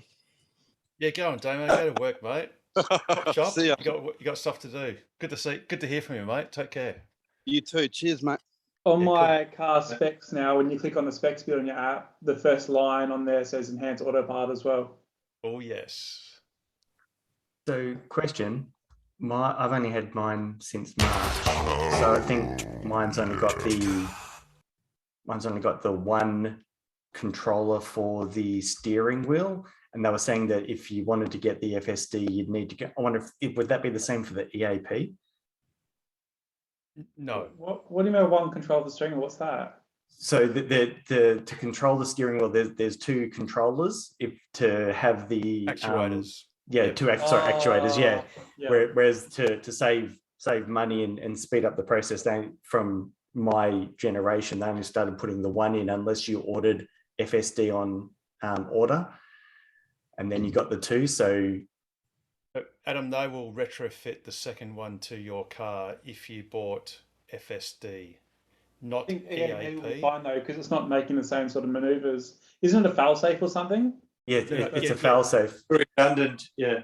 Yeah, but Tesla has said, I'm pretty sure I've heard this, that if you buy FSD later and it's required to have that redundancy, they will fit it. They'll retrofit it at no extra cost. Yeah, But I was just wondering if Adam's EAP needed. right, he was asking, what if he only gets the EAP? Will they fit it with that? No, because EAP doesn't need it, because EAP is on the basis of the driver. It's level 3 point something or 2.5 in the levels of self-driving ability, with 1 being no ability and 5 being absolutely every single circumstance, like rain, hail, No or steering wheel required. no steering wheel required, like none fitted, and in fact no person in the car for that matter. Enhanced autopilot always requires you to be alert and ready to take over at a moment's notice, literally, or with no notice. So Adam, your car, in fact, my Model X only has a single actuator. It's all it ever had,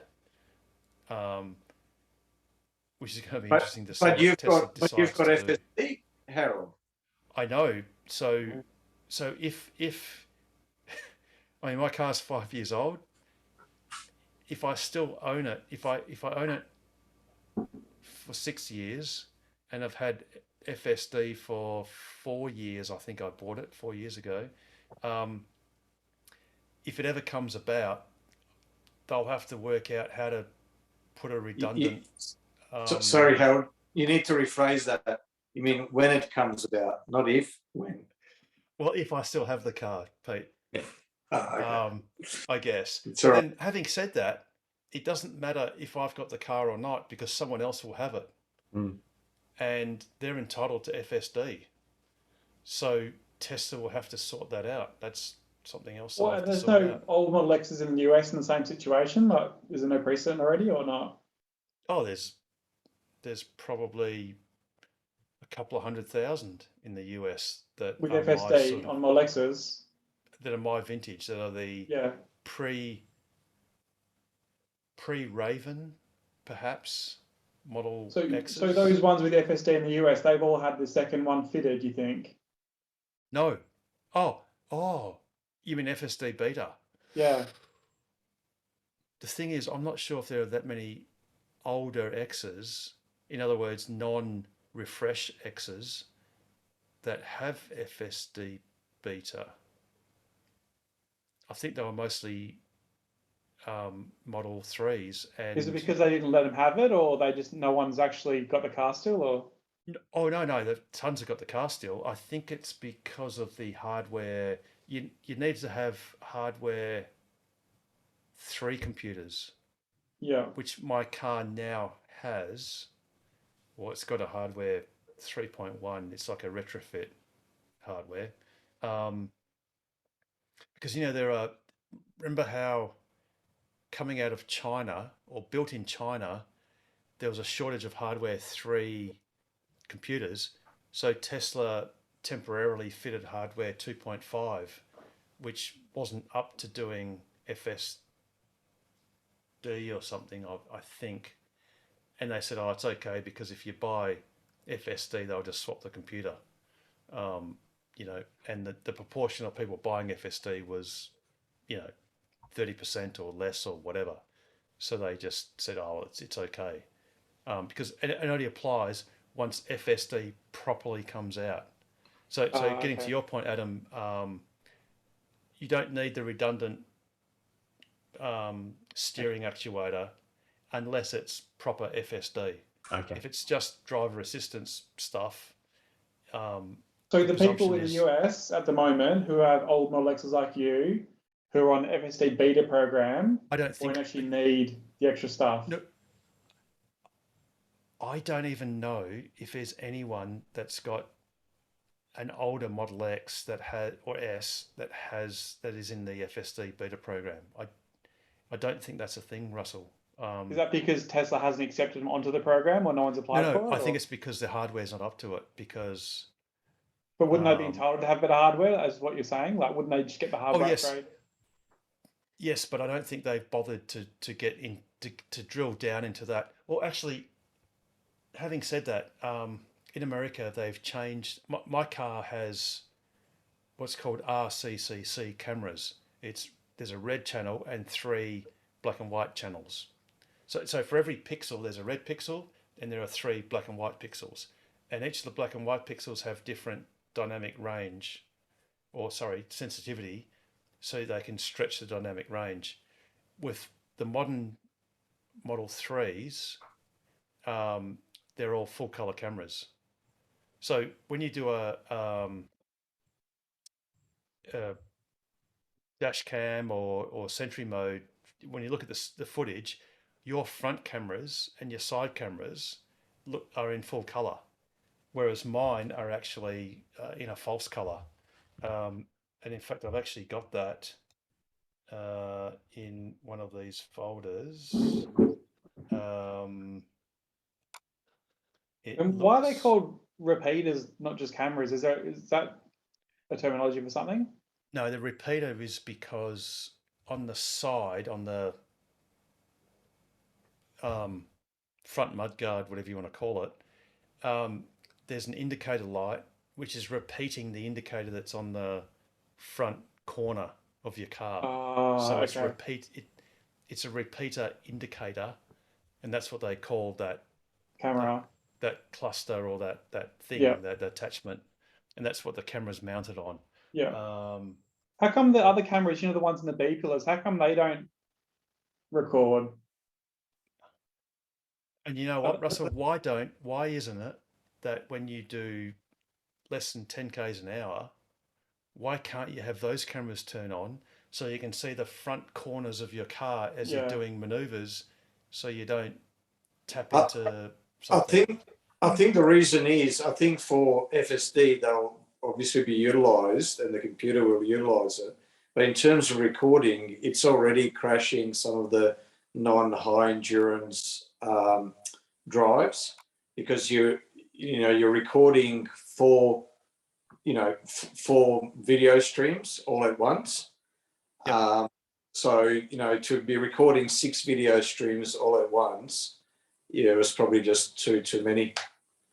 So this is this is my side image camera, and it's clearly false color. Even though I would love to say that Jared's got a burnt orange car like Damon has, this is actually a red car, and this image is built up with just black and white pixels and a red channel, and it's inferring the blue because of a lack of the red channel would be dark and whatever. Well, even on our cars, when you see a red car, it goes orange all the time. On when you have recordings on our car. How old's your car, Russell? 2021 September. Oh, sorry, it was made in July. Even on mine, the a clearly red car would look a little bit more like a burnt orange. It's not pure red, but it's closer than that. Yeah, cool. So, but when you look at your front video, it's completely color, isn't it? It's proper color. Yeah, no, it's still the red cars look orange in the front ones as well. Okay. Because there was a stage when Tesla did move to full color for all the cameras. Like, for instance, your rear camera is absolutely full color, like completely photorealistic full color. But Do you I reckon think the if- cameras in the B pillars are the same camera as what's in the repeater camera? Yes. Yes. Alright. Yep. I think so. Yes. And now they're talking about changing the cameras to the newer Seven. versions, right? Yes. It was it The- 7 megapixel or something, or Yeah, was about it? $25. Yeah. Yeah. They're only $25 a camera or something off AliExpress, or $21 or something. So it's not a huge amount of money. Yes, and Rob Mauer actually inferred, because he I think he used $25 as a benchmark. He did, yeah. And was it, how many $billion was it? Several, like $5 billion contract or something, and he's trying to work out how many cars that was worth. Yeah.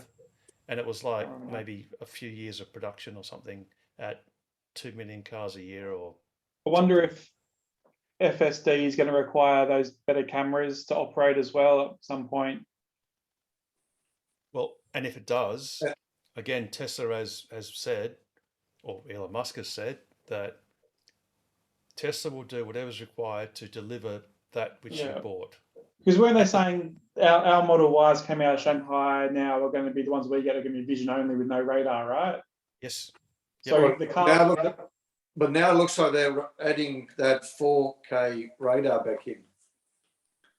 Well, they've patented, or was it a patent, or was it something else that they? Yeah, it was that a they patent. It was a patent, and that was like a high resolution Yes. radar. Yes, that might come in the future. But right now, has my Model 3 got a radar as well? Yes. No, I thought they'd taken it out. Russell's has Russell's has, because the radar Oh, he's the old one, is yes. only being deleted now. So every car in Australia, well, say up to now, has a radar unit which is being used. Which is being used. Yes, because I don't think they've turned them off. If you had a radar, I don't think they turn them off. If there's no radar, obviously it's not there. But I don't think they've stopped using the radar on cars that have it. And I think that might be because of a homologation or approval basis, where it's just too much paperwork to turn it off. It's easier just to leave it running. So, for instance, my car, I know, can see the car in front of it, even though I've got like a truck in front of me. And it's not possible for it to have seen the car, no matter what Elon Musk has said in the quarterly earnings report, where he goes, "Oh, we've got 7 cameras, and one of them will see the car in front of you." Sorry, the car in front of the car in front of you. It's just not true. So my car still uses the radar. Well, it depends on the size of the car, and it depends on if you're going straight or taking a turn. But yeah, if it's a big mover van right in front of you, and you're right up too fast, well, probably. Yeah. Exactly, and it's no better position when you want to draft and get maximum economy than to be a driving distance of 1. What do we call it? The following distance of 1 behind the car in front of you.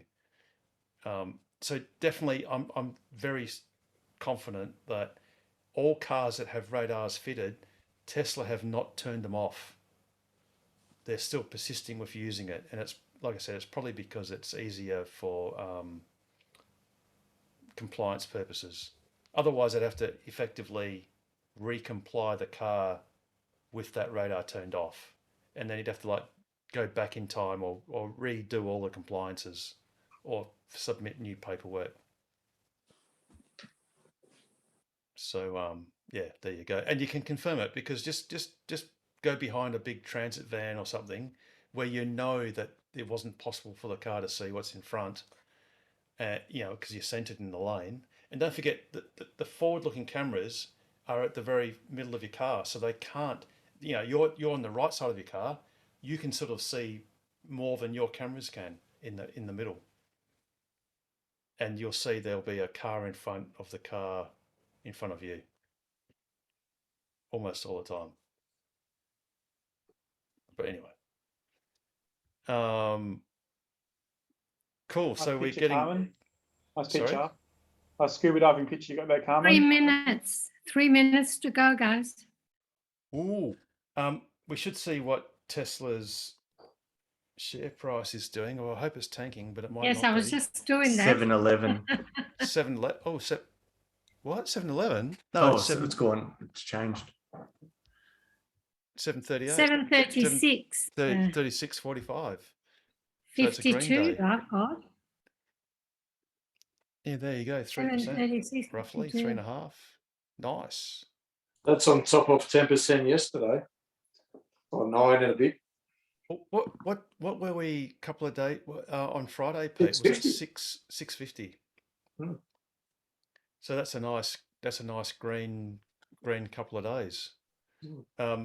I mean, there was I didn't put in the news, but there was the Doha Economic, whatever it was called, forum or something, and Elon Musk appeared quite generously at 3 a.m. his time to ask a few questions. It was a Bloomberg interview, but there was nothing that he said in that interview that was new, basically. You know, he said things like, he clarified that, yes, he said that 10% of the salaried workforce would be retrenched, but that the salaried workforce was about 30% of Tesla's workforce, and therefore it was only between 3 and 3.5% of actual employees would be retrenched. Poor performance followed up another poor performing week, and we had genuinely. It got down He was. I wanted to know why he was using El Toro on his video. Sorry, he was using what on Elon Musk. The bull. Was using what on his video? He's using, in Spain they have a cutout bull on every hill. It's the brand of a brandy. Yep. And Elon Musk was using that on Twitter. I was just wondering what was all that was about. Maybe he's relaunching Tesla Tequila.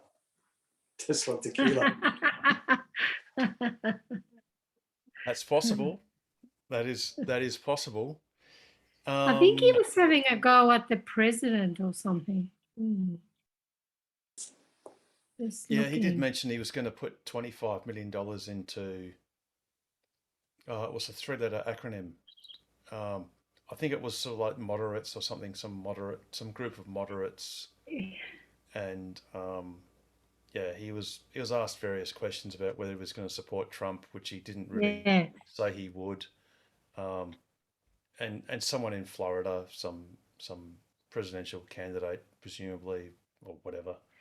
Well, it came up as Musk teases Republicans for his pick for president. Maybe the Tesla CEO is not behind the popular governor. Don't know. Yes, yeah. So I don't know. I mean, the biggest problem is, like I said, Musk can utter five words in a row, and then someone will write a 1,000-word essay about it and infer all sorts of things. But I mean, the great thing was, he kept on reminding everyone that Tesla doesn't like. He did say that he thinks that a recession in the US is more likely than not.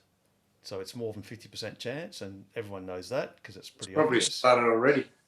Well, exactly. Well, Pete, I wasn't Q1 already was negative, so they're just waiting for Q2 to be negative too, and then there's your recession. Job done. Technical recession, easy peasy. He said, even though a recession is more likely than not, it's not going to affect Tesla as far as demand, because they don't have a demand problem. They have a supply problem. They have a production problem, and the production problem is. It's like they can't lose. So, if we have inflation, they've shown that they can increase prices by more than their input costs increase. So they're increasing their profitability in an inflationary environment. In a deflationary environment, there's, presumably even more demand for their cars, so they can increase their prices as well. So it's like, whichever way you cut it, they're still going to be making, a bucket load of money. Plus they're prepaid. So what's prepaid? Well, people put their money down for orders and they pay before their cars are made or when they're ordered. If it's a Founder Series Roadster, that's cost 250,000 US, and the deposit for that is 250,000 US. Yeah. So that is fully prepaid, that whole car. Yeah. And also, Tesla's days of inventory is like less than a week. It's less than a week. Tesla can actually build a car and deliver it and get paid for it before they owe their suppliers for the parts that were purchased or the materials to build the car. So they get paid by the customer before they have to pay their suppliers. Which turns everything upside down, because with most companies, the faster they grow, the slower they have to grow because the cash flow will catch up with them. Whereas with Tesla, it's the other way around. The faster they grow, the faster they can afford to grow. That's right, because the normal way was if you grew too fast, you go broke because you'd run out of cash flow. But for Tesla, the faster you grow, the more cash you get, because every car you build, you've already been paid for it before you have to buy the parts or pay for the parts. It's awesome. It's amazing. It's just, it's mind blowing. Okay. On that note, and it is getting on past 11 o'clock, and this week, even though I don't need to get up early, we might as well do a proper early night so that Pete can get his beauty sleep, which he doesn't need, by the way. We're just placating his want to get a good night's sleep. Have we got any last minute quotes or news or anything or comments before we wrap this thing up? Model 3, the Model Y, the Model S, and the Model X were in the top 6 American-made vehicles in all of America, which throws a bit of a spanner in the works of the unionised labour, only providing grants to those when all those cars are in the bottom half of the list, which is quite hilarious. And the Bolt reduced its price by $10,000 roughly, I think. Yeah, you can pick, and with all the grants and stuff, if you pick one up in California, you can get it for like $5,000 or something. It's crazy.